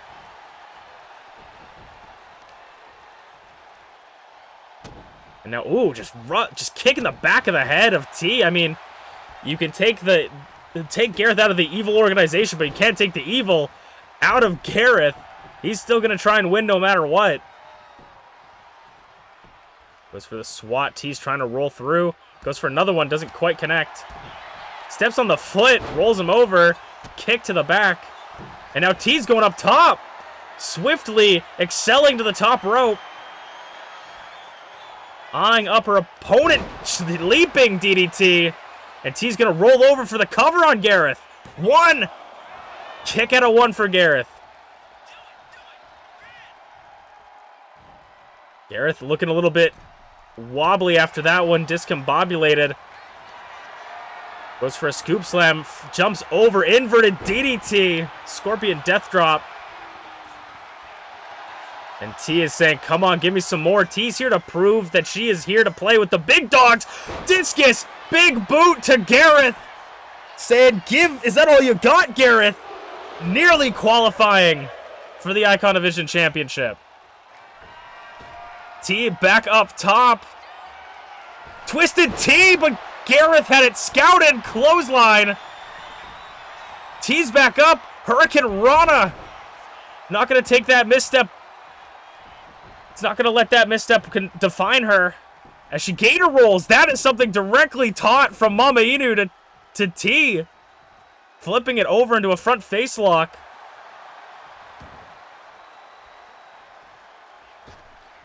And now T going over onto the canvas. Or onto the apron. Drop kick nearly connects, but Garreth had that scouted. Rights and lefts. Saito suplex dumping T on her head. Kicks into the corner. Fisherman Buster. Fisherman face buster. And now going up top. Could this be the crowning moment for Garreth? T's getting up. Flying forearm clips her. Seems like he landed on his arm a little bit too. Spinning kick to the back. Covers T. 1, 2. Kick out of 2. A little slow count for the ref, but referee's discretion, as they say. You got to make sure the shoulders are down. Middle rope. Splash for Greg. Thought maybe it was going for the brown crown, but couldn't connect as T was rolling over. Trying her best to not get the brown crown as she gets back up, and Garreth shocked by T once again in that corner. And the same position Garreth was just a couple of seconds ago. T over the ropes. Dropkick swatted away again. Garreth going up top. Catching her in the springboard clothesline. T is just... Oh, going for a spinning kick. T with that kick. And now these two are going to go at it. Punches. Chops. Neither of these two will say who will go down first. Trading blows. Garreth. T. No. Garreth blocks it. Chop again. T. And these two. Ooh, T's got him. Spinning head kick.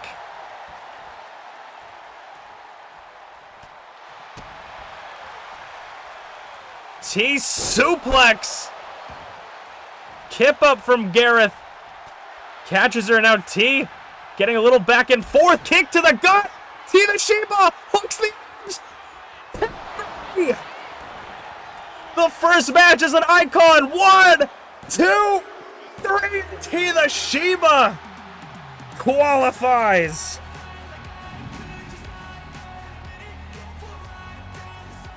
TeaTheShiba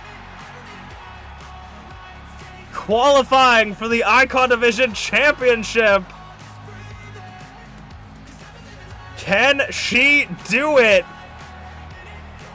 She lost the Idol Division Championship at the beginning of Season 2. Can she pick up the Icon Division Championship at the beginning of Season 3? She's qualified.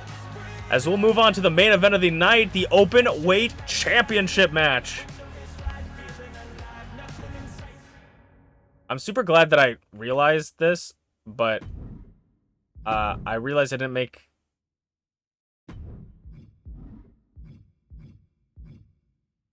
the Openweight Championship a falls count anywhere match.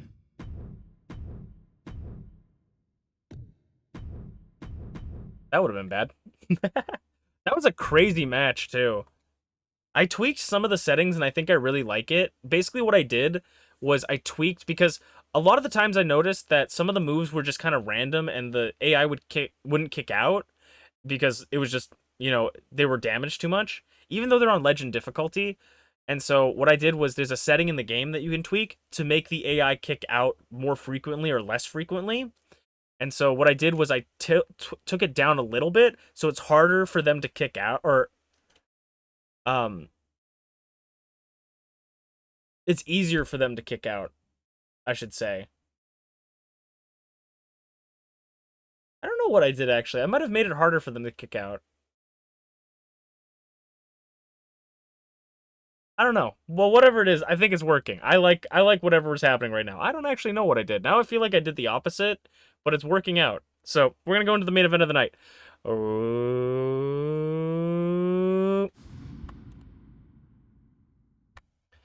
It is the main event of the evening, and it is the open weight championship match, which means that the championship will be defended in a falls count anywhere, no disqualifications match against anyone in the division, or anyone in any division, who will be randomly selected to challenge for the open weight championship. It is the coalition member Balloonus representing the coalition. B.A. Tycho's good little soldier could potentially pick up a major win.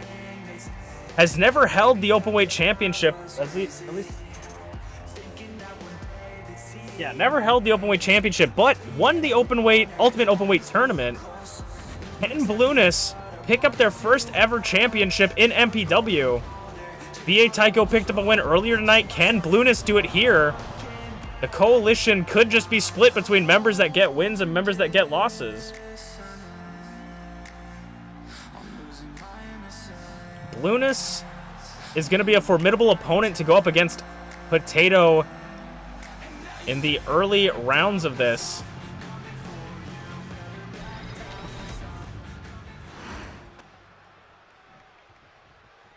And it's Potato's first match as, first match defending as champion. Can Potato do it? The Openweight Championship is the Blue Chipper Championship, defended 2 times as many as any other championship. And this is Potato's first ever championship match. Can Potato defend it against Balloonus? I think this might be the hardest match that Potato will ever have in his career so far, or has had in his career so far. Can Potato pick up the win?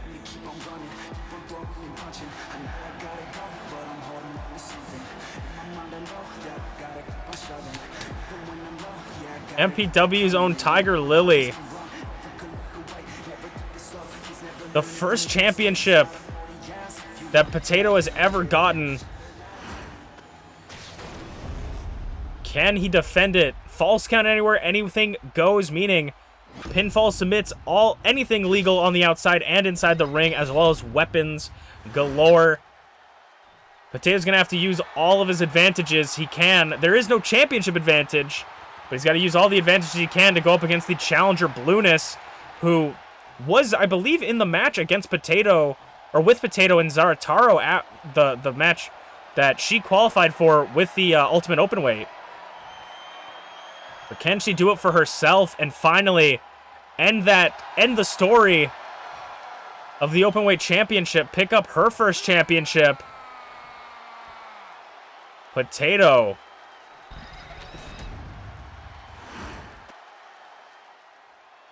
Our senior official going to show everyone what it's about. Balloonus versus Potato. The Openweight Championship is on the line. Who will come out on top?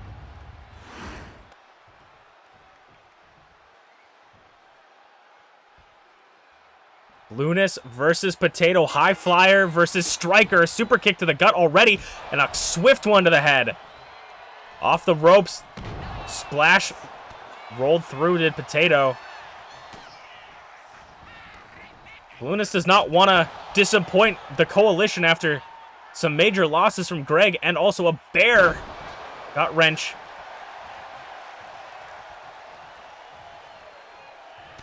Well, against Potato, someone that's been fighting for a championship his whole career, finally gets his opportunity at one.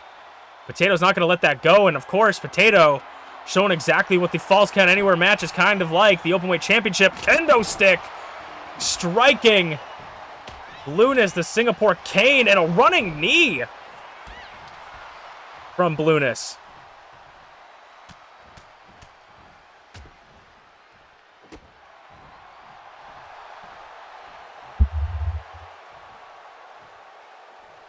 Blueness calling up Potato, trying to catch him maybe for a Frankenstein or a Poison Rana. Potato calling up Blueness, and Blueness answered the call. Blueness making their way to the outside, playing a little bit of cat and mouse with the stone dog of MPW. Potato trying to get Blueness on the other side of the ring, but Blueness won't have it. Sending Potato up and over the ropes. Gonna make it to the top, and this is a high-risk, high-reward elbow drop. Goes for the cover, referee out of position. 1, 2, nearly takes the championship from Potato early. I mean, Potato, have already given up 2 counts. He's got to be careful. Leg drop to the arm.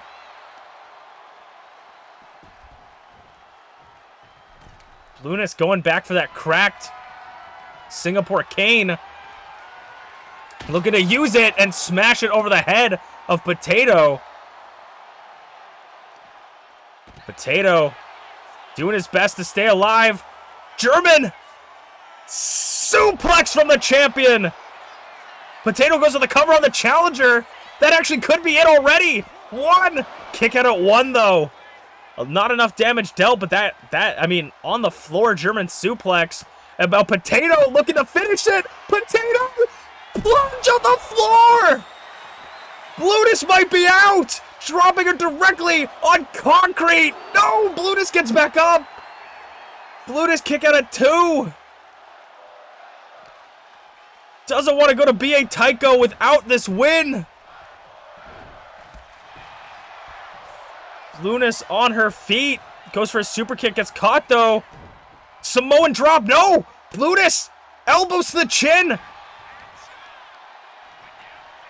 Taking him down. Twisting the neck. Blueness. What could she be looking for? Maybe a little bit of mind games. This is a great camera angle. Running knee. And Blueness, I mean, Blueness is definitely looking worse for wears, and there's nothing we can say. Running knee. Like, obviously, you would be looking worse for wears after taking a shot like that. Soccer kick. Potato nearly lobs her head off.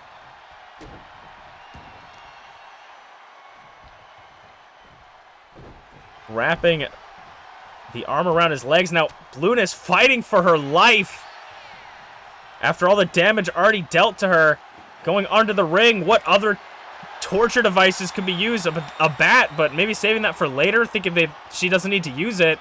The hesitation might cost her, as she has Potato in the corner. Powerbomb from the corner. Blueness thinking twice. Moonsault or line salt. But Potato had it countered.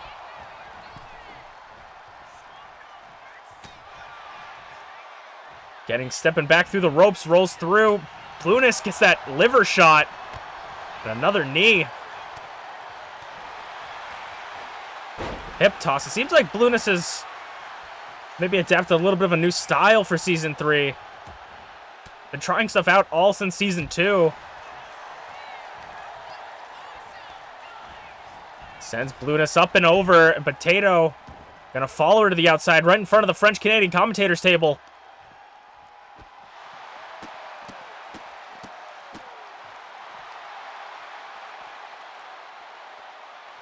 Potato has Blueness right where he wants her. Blueness, big boot, rolled through. Caught him! Hurricane, front flip, Hurricane Rana to the champ. This could be it. 2. Blueness was nearly the champion. Nearly caught Potato off guard. And now Potato's back up. Potato rolls through. Quick roll up. But Potato does not get a 2 count. Blueness getting sent past the French-Canadian commentator's table. Now just raining fists. What will it take? Potato wanted to end that there. And now a front face lock of sorts. I don't know what it actually is called. Blueness gets out of it quickly. Oh, was looking for something. Potato grabbed it. Picking her up for a spine buster. Potato has all of her big moves scouted.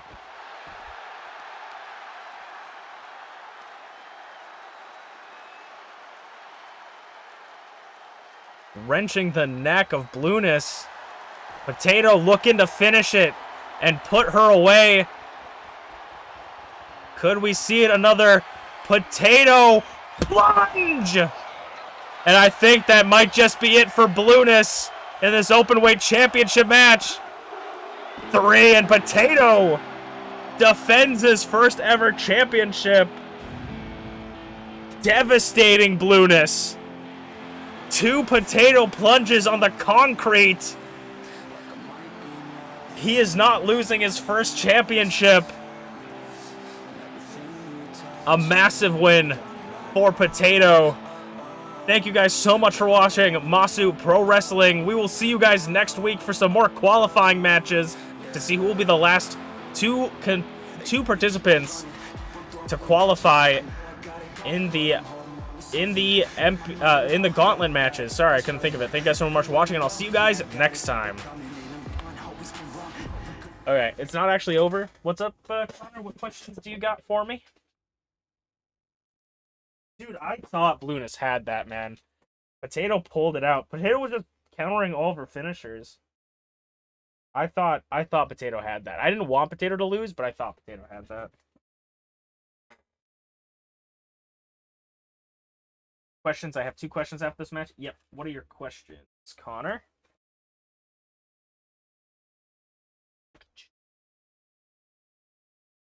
And it's perfect time because I'm going to be setting up the other matches.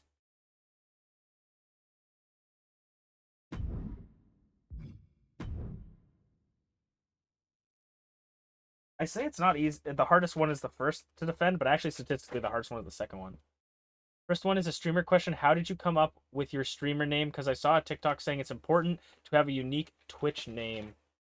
Well, mine is stupid. Mine's actually really dumb. So if you think my name's cool, I appreciate that. I'm really happy for you. But my name was made completely on like a whim. So basically, when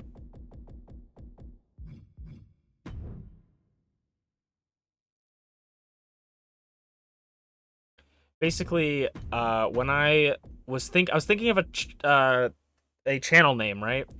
And who do you go when you're thinking of a channel name? I go to my family. I go to my mom and go to my sister. I said, I want to make a YouTube channel, but I don't, because originally my YouTube channel was called The Reckless Canadians Game, because it was going to be my actual YouTube channel was a co-op channel with me and my friend.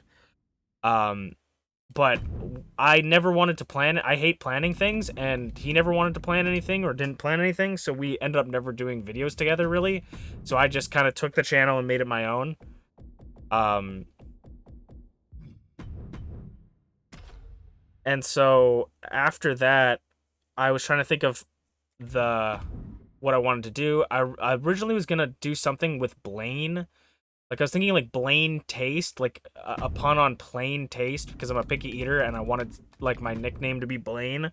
I think there's one video on my channel that has me refer to myself as Blaine and never again, but I was originally going to go by Blaine of some kind. And then, so when I was talking to my family, I was asking them, what do you think for different names? And we were thinking of all these different names. I don't really remember most of them. But my sister said, was talking to me and said, "Hey, you look like your hair looks like this person," and said a name, right? Which I don't want to say the person's name because I don't want to be associated with them, and they've had sort of a history, so it sucks that they kind of ruined it. So, but basically, she said I looked like someone, like another YouTuber, and my mom misheard her and went UnchainedAwesome, and I said that's the name, that's my name, because I think it's funny that my name is a misunderstanding from what from what it from something my sister said. Like I think I thought the idea of my name being a misunderstanding was funny.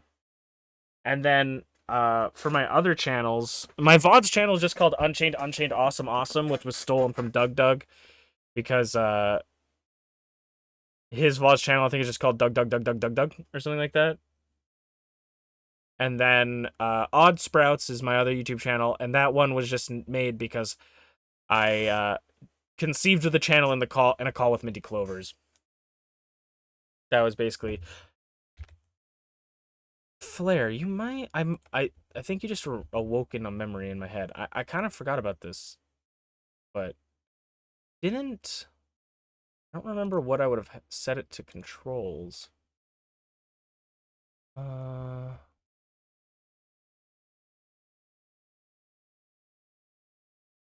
Shift page down. No? What? No, I think I must be looking at the wrong one. Oh, no, that's shift page down. I forgot that Ty actually gave me a Masu Pro Wrestlington Retrofy one, so that works actually.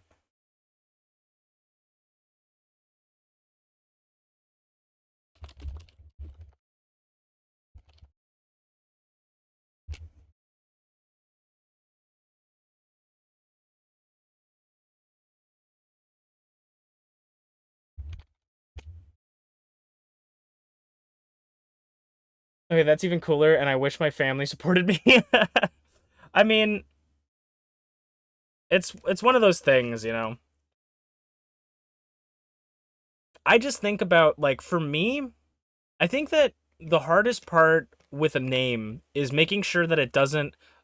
Also, I should say, like, Odd Sprouts was not the first name. Like, I wanted it to be, like, something Odd Sprout. Like, I wanted it to be something Odd Sprouts related, but I was originally going to call it The Odd Sprouts. But then, Minty said, I think it sounds better if you just call it Odd Sprouts, because this channel is it is Odd Sprouts. You have a bunch of odd sprouts, like a lot of odd little things.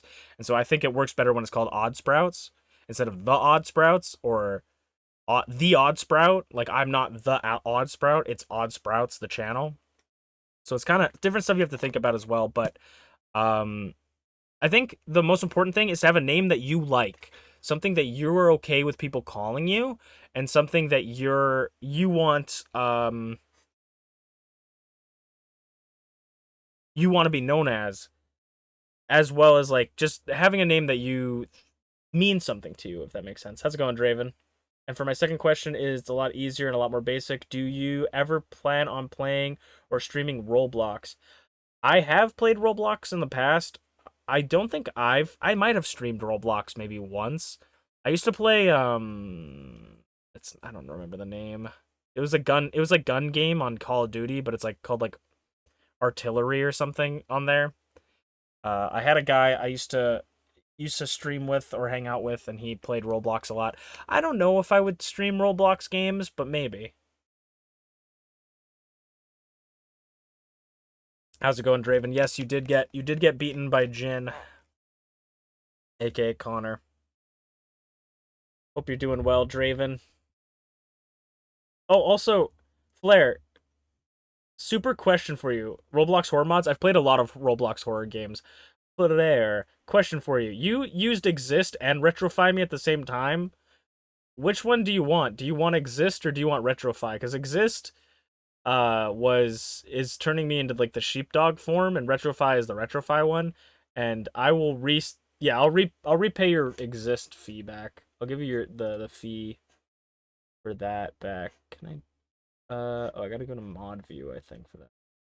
Yeah, I'll refund you your points. You misclicked? Okay, yeah, I'll refund your points.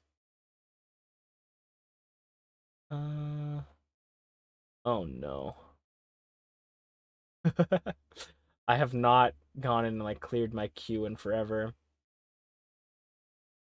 Okay. Exist. Reject and refund. And then we will complete all of those ones. And thank you answering my question. My first ever name on YouTube was Boop Poof. Then it was then it is currently Inumaki 6565, which is what my Roblox is because I used to play Roblox on my YouTube. Yeah.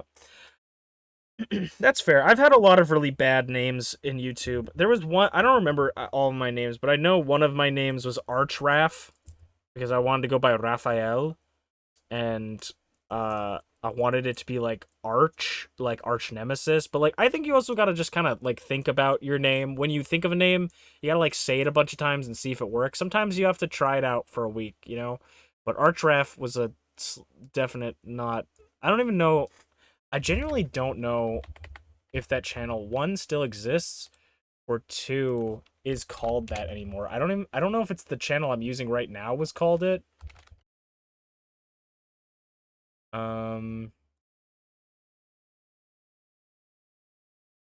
Let me see. Yeah, I don't know. I don't think it's around.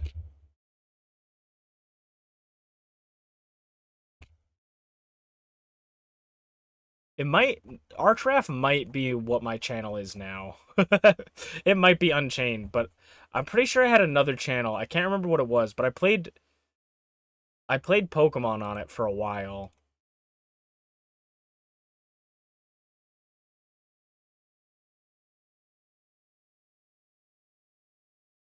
I think, oh, I can't remember. I don't think it was this channel. It was something else. Yeah, well, whatever. First one I came up with when I was 11, and it's pronounced just like it looks. Okay, we're going to get into the first match of the last show, everybody. So this is going to be the last show of the night. We're going to get into the first match. Oh.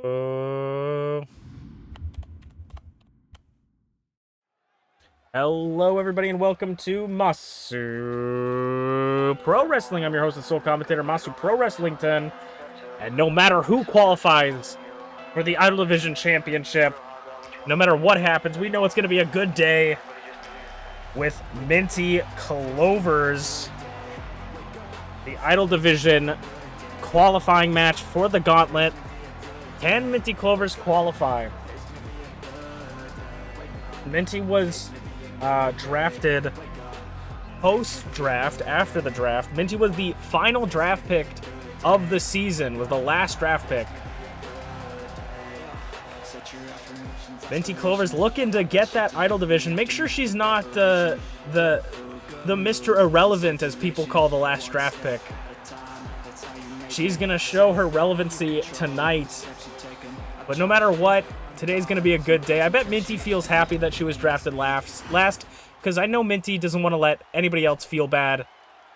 You know, she doesn't want people to feel sad. She knows how it feels to be the person, or she knows how it feels to, like, be the last person drafted, last person picked, so she's happy to take that spot. And her opponent, coming off of a little bit of a losing streak, will be one member of the coalition, representing the coalition, the former Icon Division champion, Greg, coming off of both a tag loss last week and a singles loss a week before that. Greg has not had much luck. Can he go up against Minty and pick up a win to qualify for the Idol Division #1 contender gauntlet match? The two people to qualify right now is Jin and other coalition member B.A. Tycho, the leader of the coalition. If Greg and B.A. Tycho both qualify, they'll have to face each other in the match for the Idol Division Championship, which could even cause more unrest within the 4 members of the coalition. So we will have to see. I know B.A. Tycho is going to be, as I lean under my desk, I know B.A. Tycho is going to be watching closely for this match. The Greg Nation standing behind him, whether he's with the coalition or not. The former Icon Division champion, who lost the title to the hands of FlairZero very, very handedly, I might add. Going up against MintyClovers now. Minty has had a rough start as well, losing to Garreth in her first Season 3 match. Can MintyClovers pick up the win? Or will Greg take the spot in the qualifying? This will be for the 3rd person in the gauntlet match, the 6-person gauntlet match. 4 people will qualify. 1 person's already the champion, and 1 wild card will be selected for both groups by the bosses upstairs, making this one of the craziest matches to defend a championship in. We're gonna get an easy break. Goes for a drop kick, but Minty wasn't paying attention, was going for her own springboard, but couldn't see Greg. Gets caught with the drop kick. Greg hyping himself up. Sends Minty off the ropes. Just for a gut punch. Ripcord forearm. We're gonna see how ruthless Greg is gonna be. I mean, for this is about your position in the coalition, and the referee making a wonderful door, not a window. Oh, going for a moonsault or something off the springboard, but didn't quite connect. He's gonna have to push off of that minor misstep. The referee's gonna try and break it up so this match continues. Clean break. Greg pushing her again. Oh my god, what a punch into the corner. Greg kick to the head, and now Greg going all the way up top for a knee drop. Minty rolls out of the way. I mean, when it comes to speed, I think MintyClovers has it a lot better. That was the move that finished Greg in his match against Flair. Dragon screw leg whip. Goes for a kick, but not even with those long legs could he connect. The coalition could have 2 members. Moonsault could have two members in the qualifying match. Sorry, I had to hold my breath there as the 2 count connects, and I know Minty was holding her breath, hoping she can find a way to kick out. Picks her up. Kick to the back of the head. Minty is in deep trouble. Rolls through, double stomp.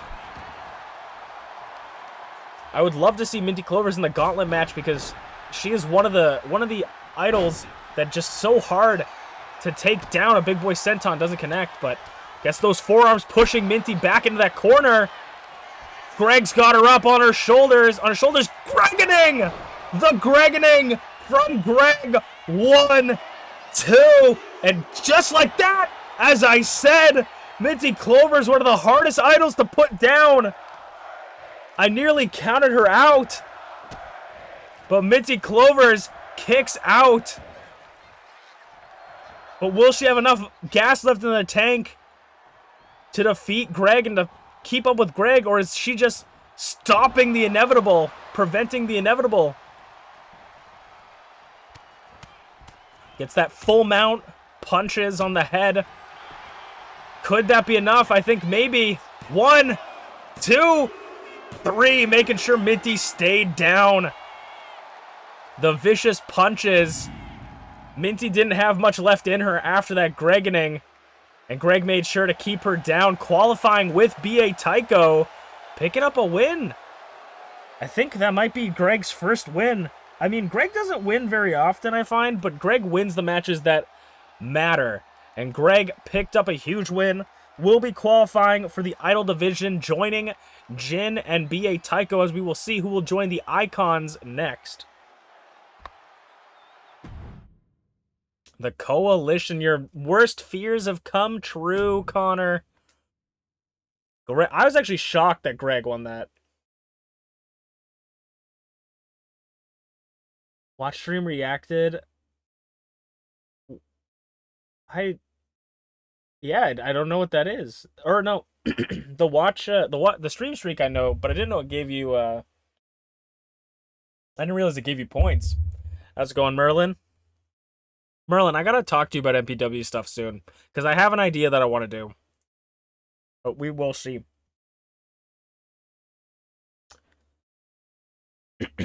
All right. Let's get on to the second match of the last show.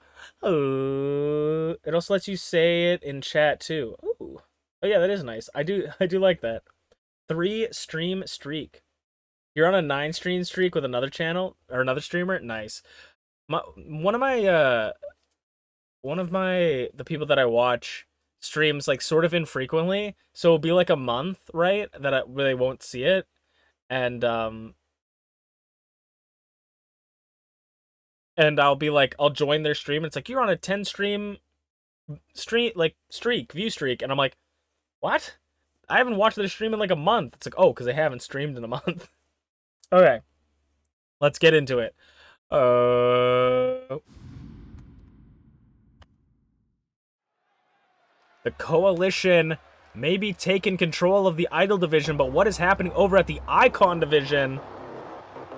For this Icon, had a rocky start to his Season 3, lost to Blueness in the draft battle, but Angel here to make his name once again, looking for that Icon Division Championship. Former Icon Division Champion, former Openweight Champion. Angel is looking for revenge in the Icon Division. Angel lost his championship to Flair. And Flair lost it to Greg, and then Flair got it back.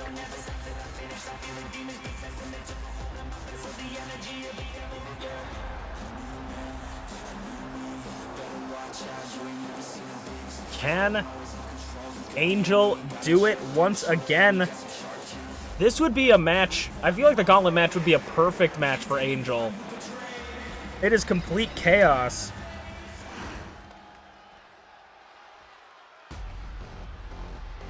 But another person that could benefit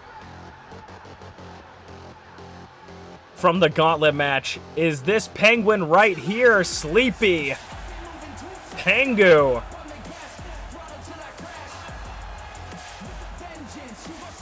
Looking for a massive win. I mean, former 2-time Icon Division champion looking to get that back. He had a troublesome Season 2.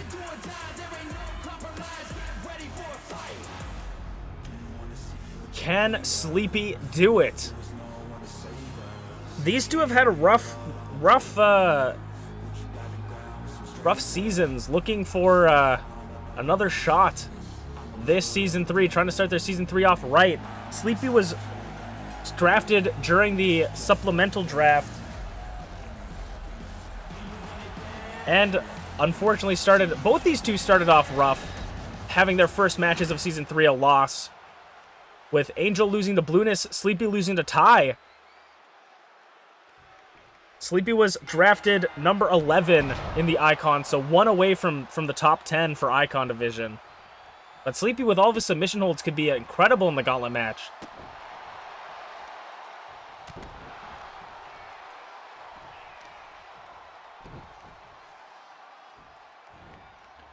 For Angel, it's all about the chaos. Love this camera angle. All the chaos that could form the brutality of the gauntlet match that could benefit him. For Sleepy, it's about being able to wear down your opponents and immediately busting open Angel. I mean, it's not an Angel match unless he gets busted open, and it's busted open the first 2 seconds. Kick to the face. Just a straight kick. I think whenever Angel dons the Mask of Crimson, he becomes a little bit stronger. Sleepy back up onto his feet, or Angel back up onto his feet. Test of strength. That blood already dramatically dripping on the right, or yeah, the right half of Angel's face. Reversing the torque. They would join Tyranno and T in the Icon Division Championship.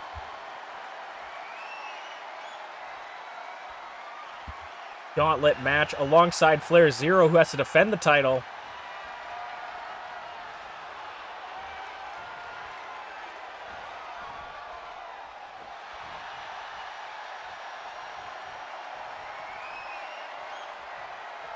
And then Angel just working on the back of the arm. Chicken wing. Sleepy floats over. I don't know if you want to get into a wrestling match like this with Sleepy. Sleepy definitely wants to get the holds on you, work them over, because he's got that wrestling background, that ability to do so. But for someone like Angel, he doesn't want to get into a slow wrestling match. Sleepy will wear him down. The way Angel wants to get this win is to overpower Sleepy just a little bit, to be able to have that advantage to just blitz him down. But as you can see, Sleepy is just taking it to Angel. He's got nowhere to go right now. He's twisting the arm. And before you know it, that energy is going to be completely drained out of Angel, and he's got nowhere to go.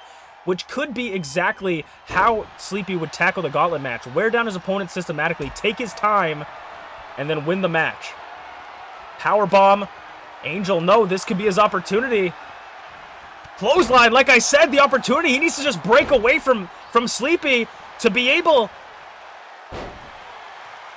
to power himself up, to get enough time to get that energy off. Goes for the cover. Almost a 3 count. I was shocked. Maybe that was just enough of some stiff shots to oh, super, or fucking hand of God. Hand of fate. That's what we'll call it. Hand of fate. Hand of fate from Angel.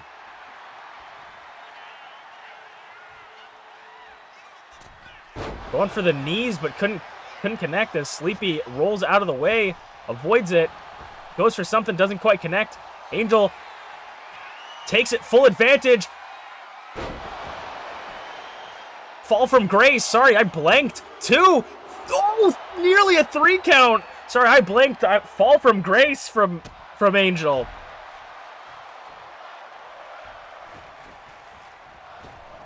And just a soccer kick to the head. As I said, when Angel gets that mask of crimson, that blood dripping from him, I feel like he becomes a whole new man. Clothesline! And then drags him down. Oh, triangle! A triangle armbar! Trying to submit. Oh my god, the strength of Angel, barely able to lift. Sleepy up with one arm. Takes him down to get out of it. Sleepy. Ooh. Over the shoulder boulder holder by Sleepy. And now an armbar. Sleepy's trying to wear down Angel as much as he can. We can see a tap out. But Angel just able to slip through Sleepy's grasp. And now Sleepy's busted open. Sleepy float over neck breaker. Both these two trading blood. Oh, now with that swift kick, takes Sleepy, switches the positions, putting Sleepy backwards on the top of the rope. Oh no, Tree of Woe. Sleepy quickly gets out of it though. Flips him around. Ripcord knee. Something akin to T. Rights and lefts, causes him with the hip toss. Sleepy flips him around. Ooh, maybe going for a Sleepy hold. Hand of fate. Sleepy's got him up. Go! Sleepy! Could this be enough? 1, 2, 3. The go-to Sleepy from out of nowhere to Angel. What a match. SleepyPengu qualifies for the Icon Division.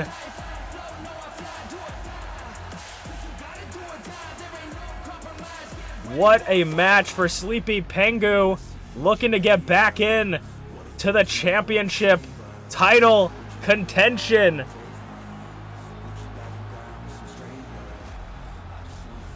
We'll move on to the next Idol Division qualifier match. Unbelievable. I gotta do 10 squats now? That's crazy. Dude, I thought Angel had it with all those moves, but the fucking...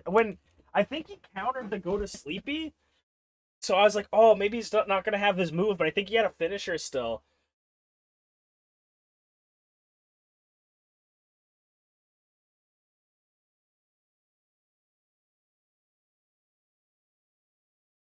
I'm also going to throw this. I think I dripped some rice out here.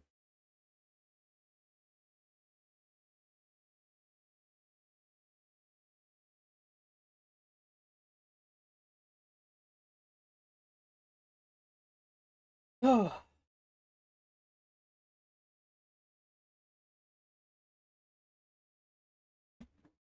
Oh yeah, back.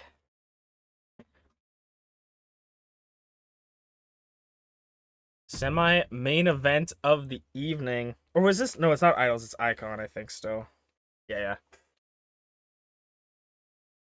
I said Idols, but it's the Icon. I was expecting Idol, Icon, but I did it. I think I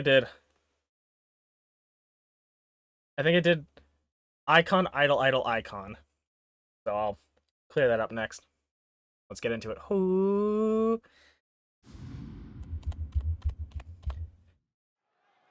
Excuse my ignorance, but it is actually for the Icon Division. We're finishing off the Icon Division qualifiers here. So who will join Tyranno, T, and Sleepy in the Icon Division Gauntlet match for FlairZero's Icon Division Championship? It is one half of the tag team champions, MPW. Could potentially become the first ever person to have 2 titles at the same time.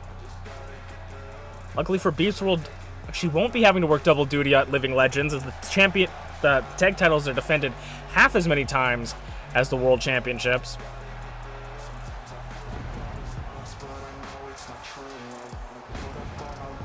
But MPW would be a crazy contender to get into that qualifier. Not only would it be her first... It might be her first World Championship match. I'm not quite sure, but it would be her first Icon Division Championship match. And trying to go through someone like MPW in a gauntlet, imagine if she shows up number 6, the last one. That's the person you have to go through. You've gone through everybody else, and MPW's the last member. I would resign right there, and MPW's the champion. But imagine being MPW has to be the first person you face. You get through her, and you have to fight 4 other people. She has a great chance to be a spoiler for someone's gauntlet run. But that is what you have to do if you want to become a champion in MPW. You have to fight through adversity. Rize fought through the entire Elimination Chamber to retain her title. So if you can't do something like this, are you worthy of being champion?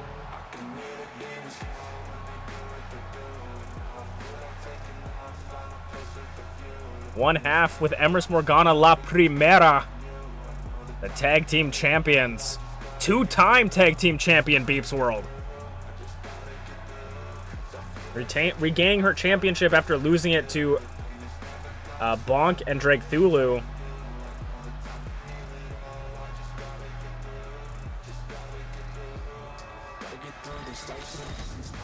But who will MPW be facing in the Icon Division qualifier?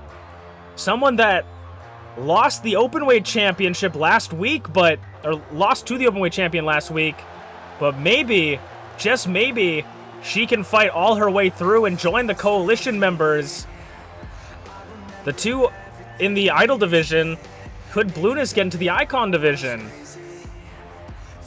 B.A. Tycho's good little soldier coming off of a huge loss, but a hard-fought match nonetheless. Can she do it? I mean, Blueness has still yet to hold a championship in MPW. This could be her chance.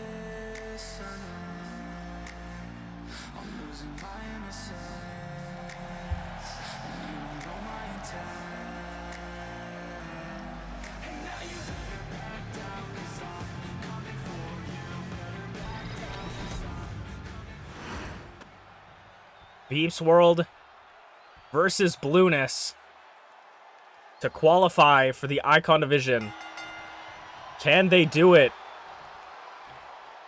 Blueness might even be still injured from last week, getting dropped on her head multiple times on the concrete. And now having to go up against a behemoth of MintyClovers. If I was Blueness, I would not be thrilled. Headbutt.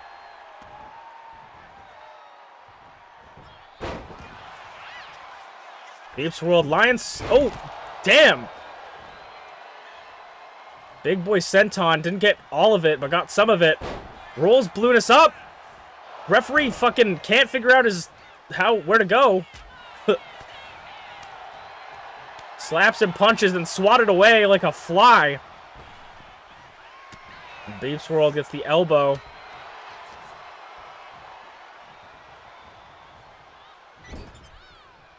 Sends MintyClovers sends Blueness into the corner. Now grabbing MintyClovers by the mask and pulling on that mask. Oh, and knee strike could twist the mask around, make it hard to see, and MintyClovers wants to crush Blueness.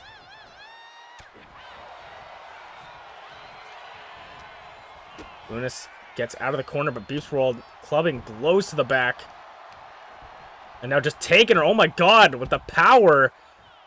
Tossing her with one arm. Oh, Blueness trying to get up, but I feel like Blueness might be injured.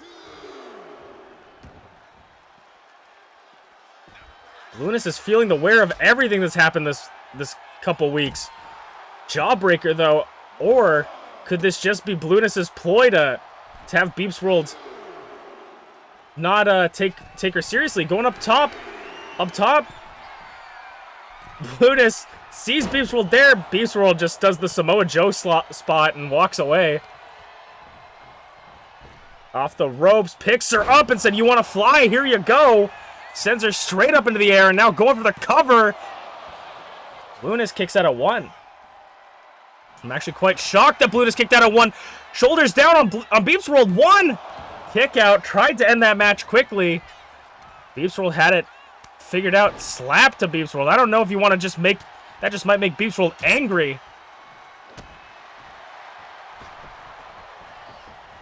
Blueness. Oh, what did... I don't think Blueness knew which direction she wanted to go. Just took the... and landed outside the ring. The misstep after misstep could cost Blueness the match. Powerbomb position. What is MintyClovers looking for? Fireman's carry. Leaves her to dry. Oh, the lights just went out. What is happening? Wait, what is this? What is happening? What? A cameraman? What is that? Someone let the paparazzi into the arena and just flashed. Who let this guy in here? Just flashed it, but gave Blueness an opportunity. MintyClovers, though, completely unfazed. Clothesline. What was that? Off the ropes. Bulldog giving a little bit of Blueness some momentum, though. The momentary distraction could help Blueness in the long run. Blueness scoop slam. Maybe looking for a moonsault. Blueness up top, maybe going for it. Maybe going to end the match. Once in a blue moon. Clothesline by MintyClovers. Blueness nearly had it. Double choke toss. And MintyClovers is calling for the end. I think no matter what. Blueness no ducks under it. The big legs. Running knee. Blutus barely holding on. Lion Salt! No! Nobody was home! BeepsWorld making it to the outside. Gets caught, pulls Blutus. Blutus back up to her feet. Sending Beeps into the corner. Taking it slow to meet her. And Blutus gets that elbow, pulling herself out of the corner. The little bit left of breath for Blutus. What is she looking for? Neckbreaker off the rope, sending BeepsWorld to the floor. Blutus gonna follow BeepsWorld on the outside, sending her against the French Canadian commentator's table. Super kick, and BeepsWorld just ate that. Oh my gosh. No, onto the floor, power slam! Blutus back up! Hurricane Rana into the commentator's table, French Canadian commentator's table. Oh, nearly dodging the ring post, but into the barricade, 4 count. BeepsWorld leaving Blutus on the barricade, big boot to the side of the head. 5 count, they're halfway to the 10-second timer. Oh my god, into the into the post. Blutus might be out of it. Blutus has got to get into the ring. 8. Blutus has got to get into the ring. 9. I don't think Blutus has enough time. The referee reminding Blutus to get into the ring, barely making it at the 9.5 count. Blutus scoop slam. Thinks that might be enough. The scoop slam. No, kick out at 0. How do you go out? How do you get a kick out at 0 and keep going into the mask discus? Forearm. Goozler backbreaker. Chokeslam backbreaker, but she's not done yet. She wants to break Blutus. Break Blutus in 2. Off the rope. Big boot. 1, 2. Blutus is somehow still alive. How is there any life left in Blutus? What is BeepsWorld gonna have to do? This is for Blutus. This is for the coalition. Spinebuster! Blutus does not want to go down like the other members. Don't kick it at 1.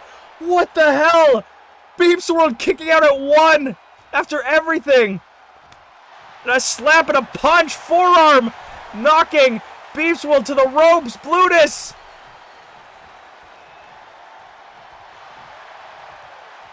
Off the ropes. Little shitty spin. Blutus in the corner. One-legged drop kick. Backflip. Sends BeepsWorld onto the other side.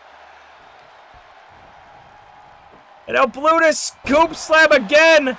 Maybe this time positioning. No, maybe. I don't know what she's going for.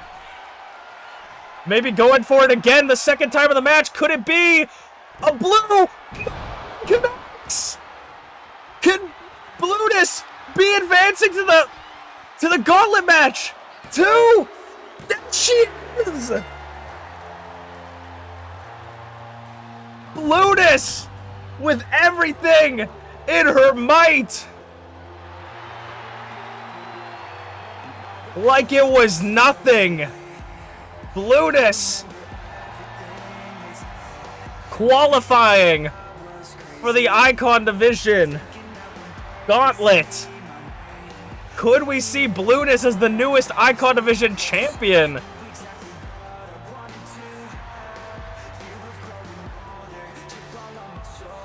How did Blutus survive this match after everything she's been through?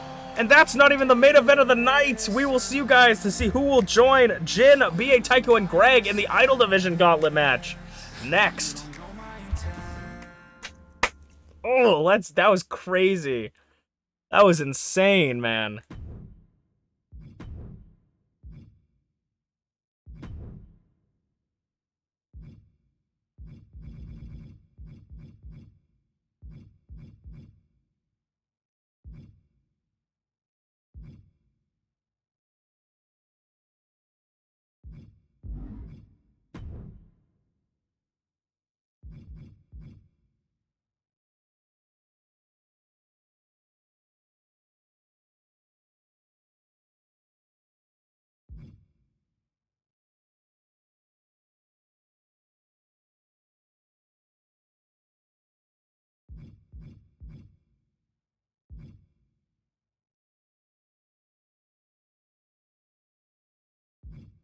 So I'm just looking at some stuff. I don't think I'm going to do anything, but...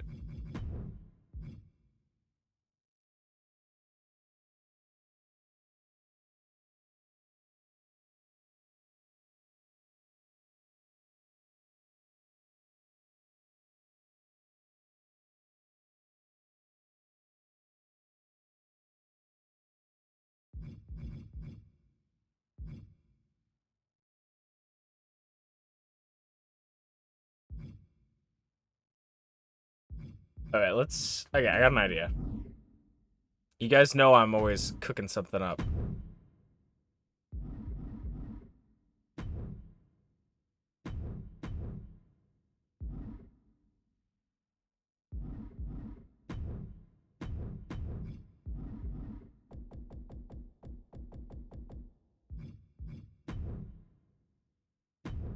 Oh, okay. I had an idea, and then I just changed it in my head, and I kind of like it even better.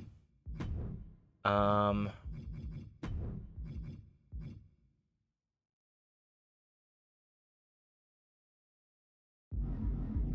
what am I doing? No, what the fuck? Oh, stupid game. Okay. Never miss anything, always cooking. That's what we try to do. It accidentally loaded up the game when I did not want it to.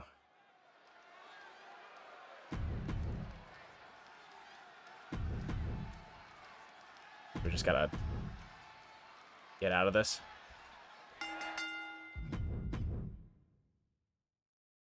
Alright,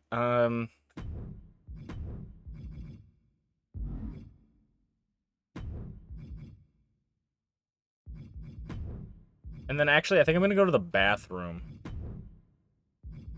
before this match starts. I know it's the last one, but I gotta go to the bathroom. Okay, let's try that. Try that. Okay.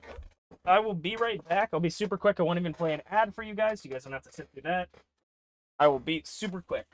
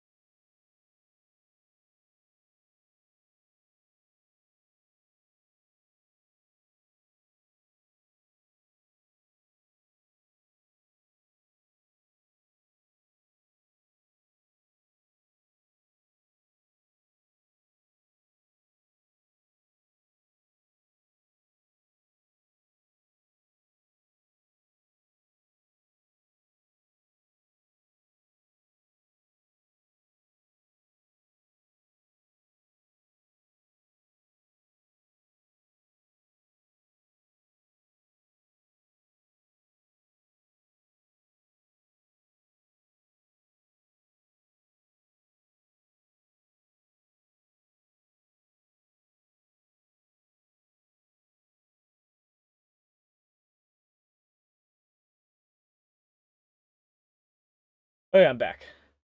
Let's get into the final match of the night, final show. Hope you guys have enjoyed. Ooh, yeah.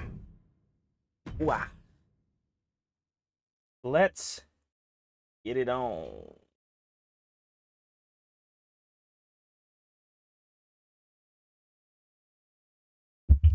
Oh.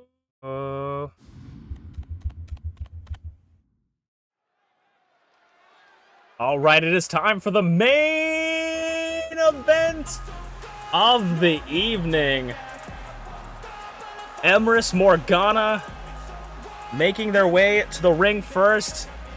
ShmeepsWorld, their tag team partner, had a hard-fought loss in the last match, but could the other half of the tag team champions qualify for their championship, the Idol Division, which the Idol Division is already, the Idol Division qualifier, or the gauntlet, is already being taken up by coalition members. So is Emrys going to have a coalition problem with now Blueness taking off ShmeepsWorld? Can Emrys Morgana, the La Primera, pick up a win and potentially be the first ever person to hold 2 titles in MPW? But to do that, they gotta go through one nasty Shiba. TeaTheShiba's mother, MamaInu, looking for her first championship. We saw T qualify for the Icon Division Championship. But can MamaInu do it? MamaInu's had a hard start to her career in Season 2. Having lost a match against Unchained.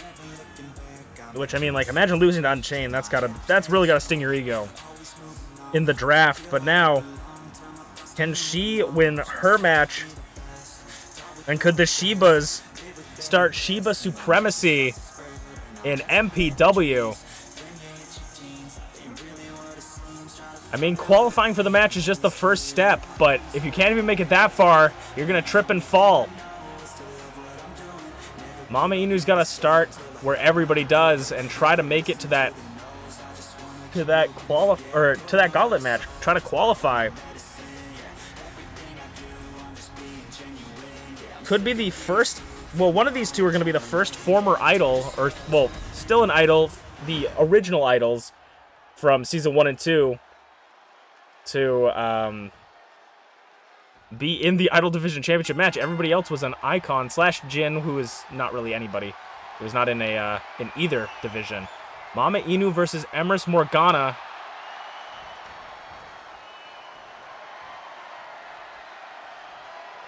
Taking it nice and slow to start out the match. Emrys is more of a technical wrestler, so it might be difficult. As I say that, high flying does Emrys do that, but Emrys is a little bit more of a technical wrestler. It's going to be difficult to go one-on-one with her in a wrestling match, but MamaInu comes from an old school style of wrestling where you really learn all of the basics. So when it comes to all-around professional wrestling, MamaInu might just have it all. Goes for a snapmare, misses though. MamaInu rolls up Emrys, going for an early win. Kick out at nothing. It's going to grab the arm and then pull the leg back. That could extend some muscles, maybe pull something. MamaInu on the corner, split-legged moonsault. What a well-done moonsault from the corner. And if we saw anything, if anything like Blueness's match taught us, or if anything Blueness's match taught us, say that, what is... Oh, I think... One second. I don't think this is not... I don't think I ever did. Damn, I just realized I don't think I ever put this person's music on them. So I don't, that is definitely not music that I should be playing. At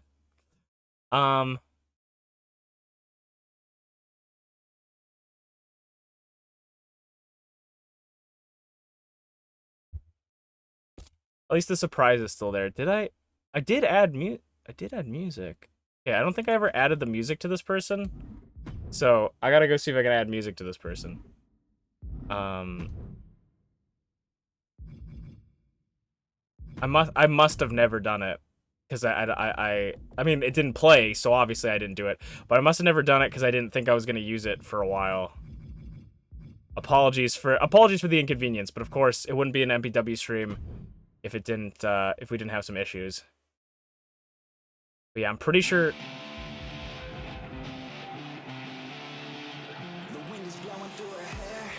Yeah. That was not playing, right? The music? Maybe it... Does not set on the victory, maybe? Maybe it was using the victory music? Unless I'm completely wrong and that was the music playing, but I felt like that was not the music playing.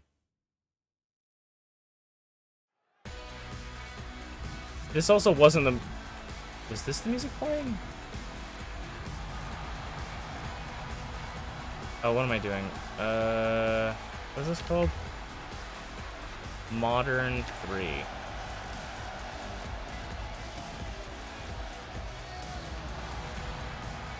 No, that's Modern 2.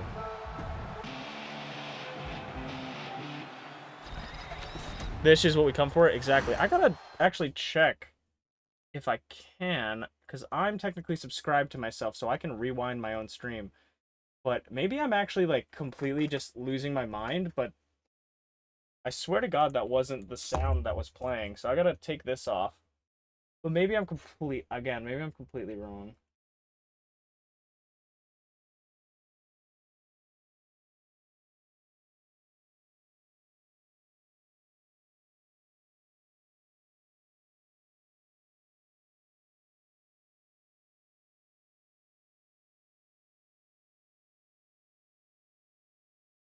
No, I think that was... I think it was playing her victory music. I think it was playing her victory music. That's what it was. Because that's what played.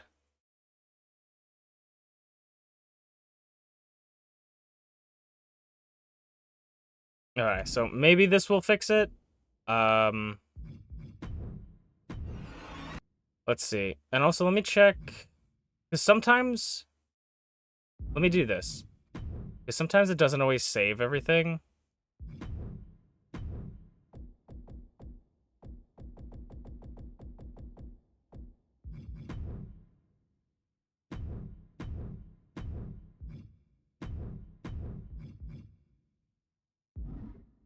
Sometimes it doesn't always save everything, but okay, let's try this maybe.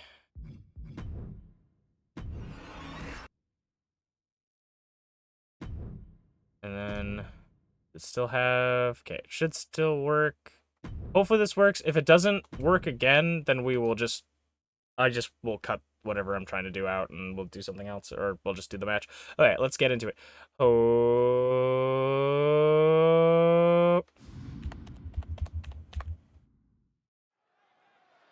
It is time for our main event of the evening. The Idol Division needs their final member in the gauntlet.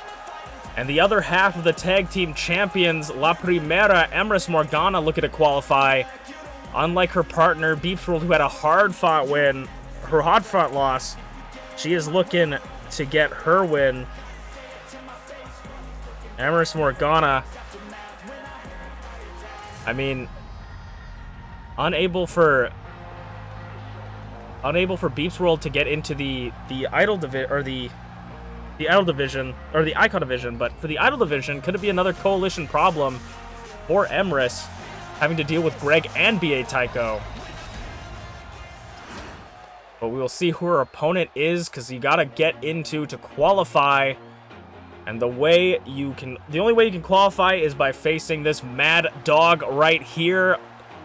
The mother of TeaTheShiba, MamaInu, looking to get her first championship, the Idol Division Championship, her first ever title. She's had a very rough going from Season 1 and Season 2, but can MamaInu do it in Season 3? Her start to Season 3 was a pretty bad start, losing to Unchained in the draft battle, which, I mean... Imagine losing to someone like Unchained. That's gotta bruise your ego, but can MamaInu pick up the win and qualify, as T is already qualified for the other championship, the Icon Division Championship? Could we see Shiba supremacy in the championship title or title picture? MamaInu gonna go one-on-one against Emrys Morgana.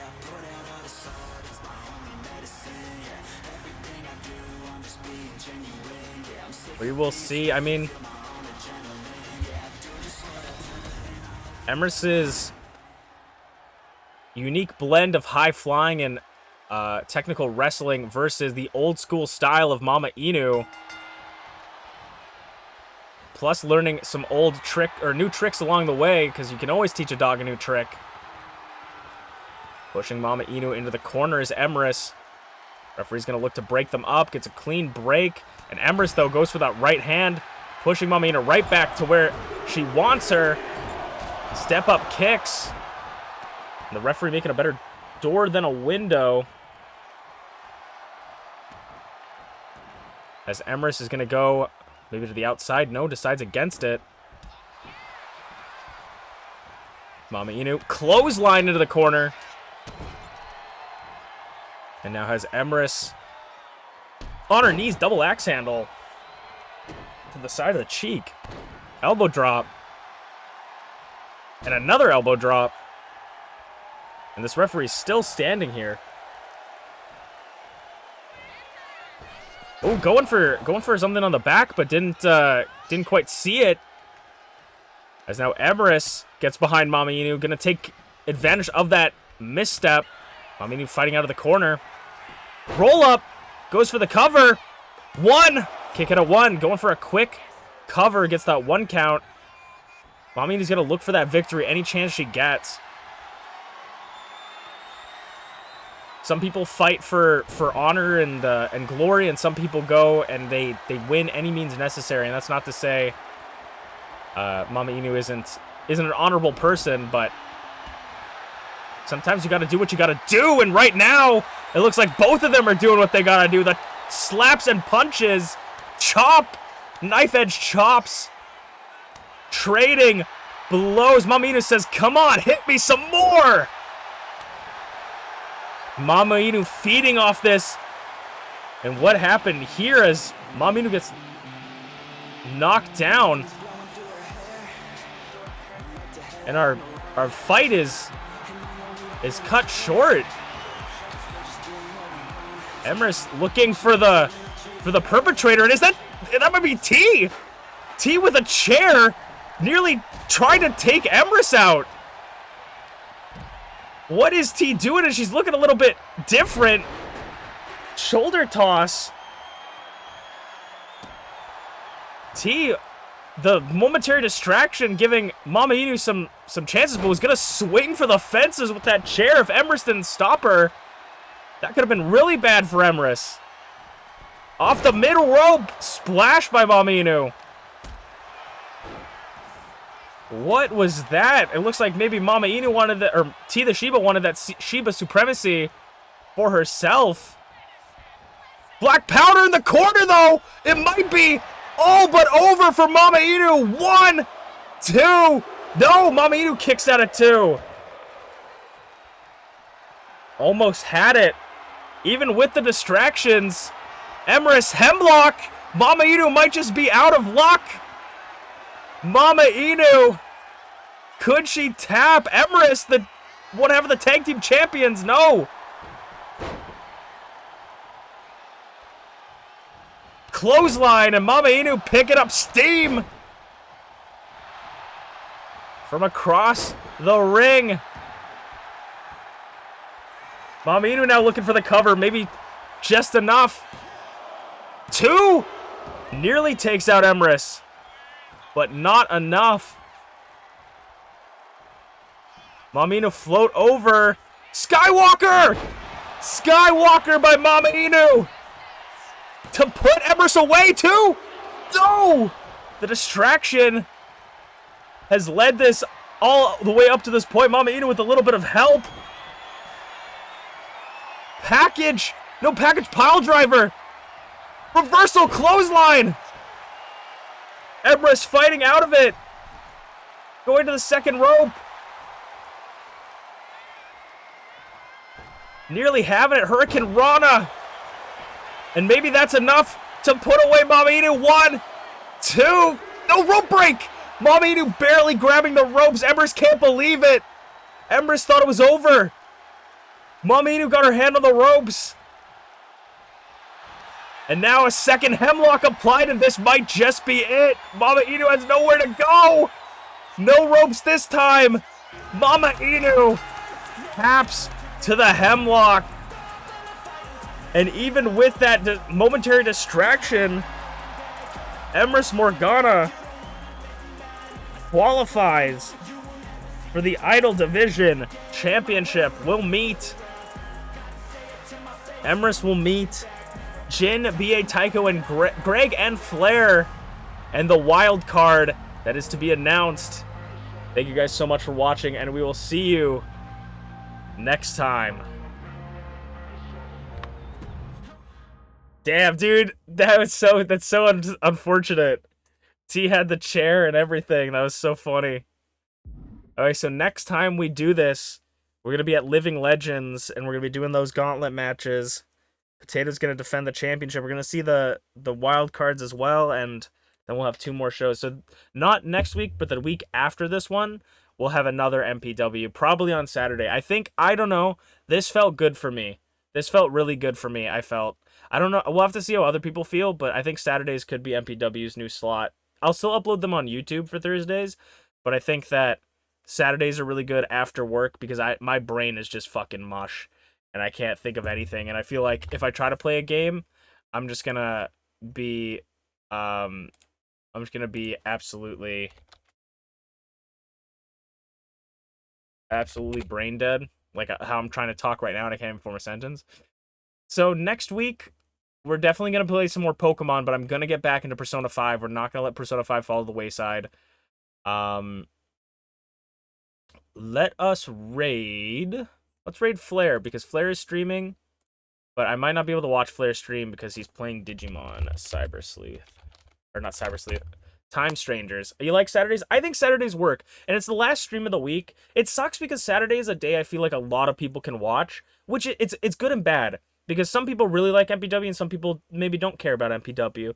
So it's like, I feel like Saturdays are really good because people can, it's like prime time basically.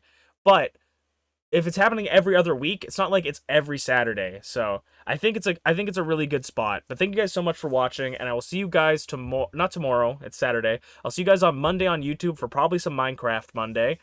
And if not, I'll see you when I see you / on Thursday next week, and we'll probably play some more Persona, maybe play some more Pokemon that week. Thank you guys so much for watching, and I'll see you guys then. Bye! Matane! Bye-bye! Thank you for joining me. Have a great night, guys.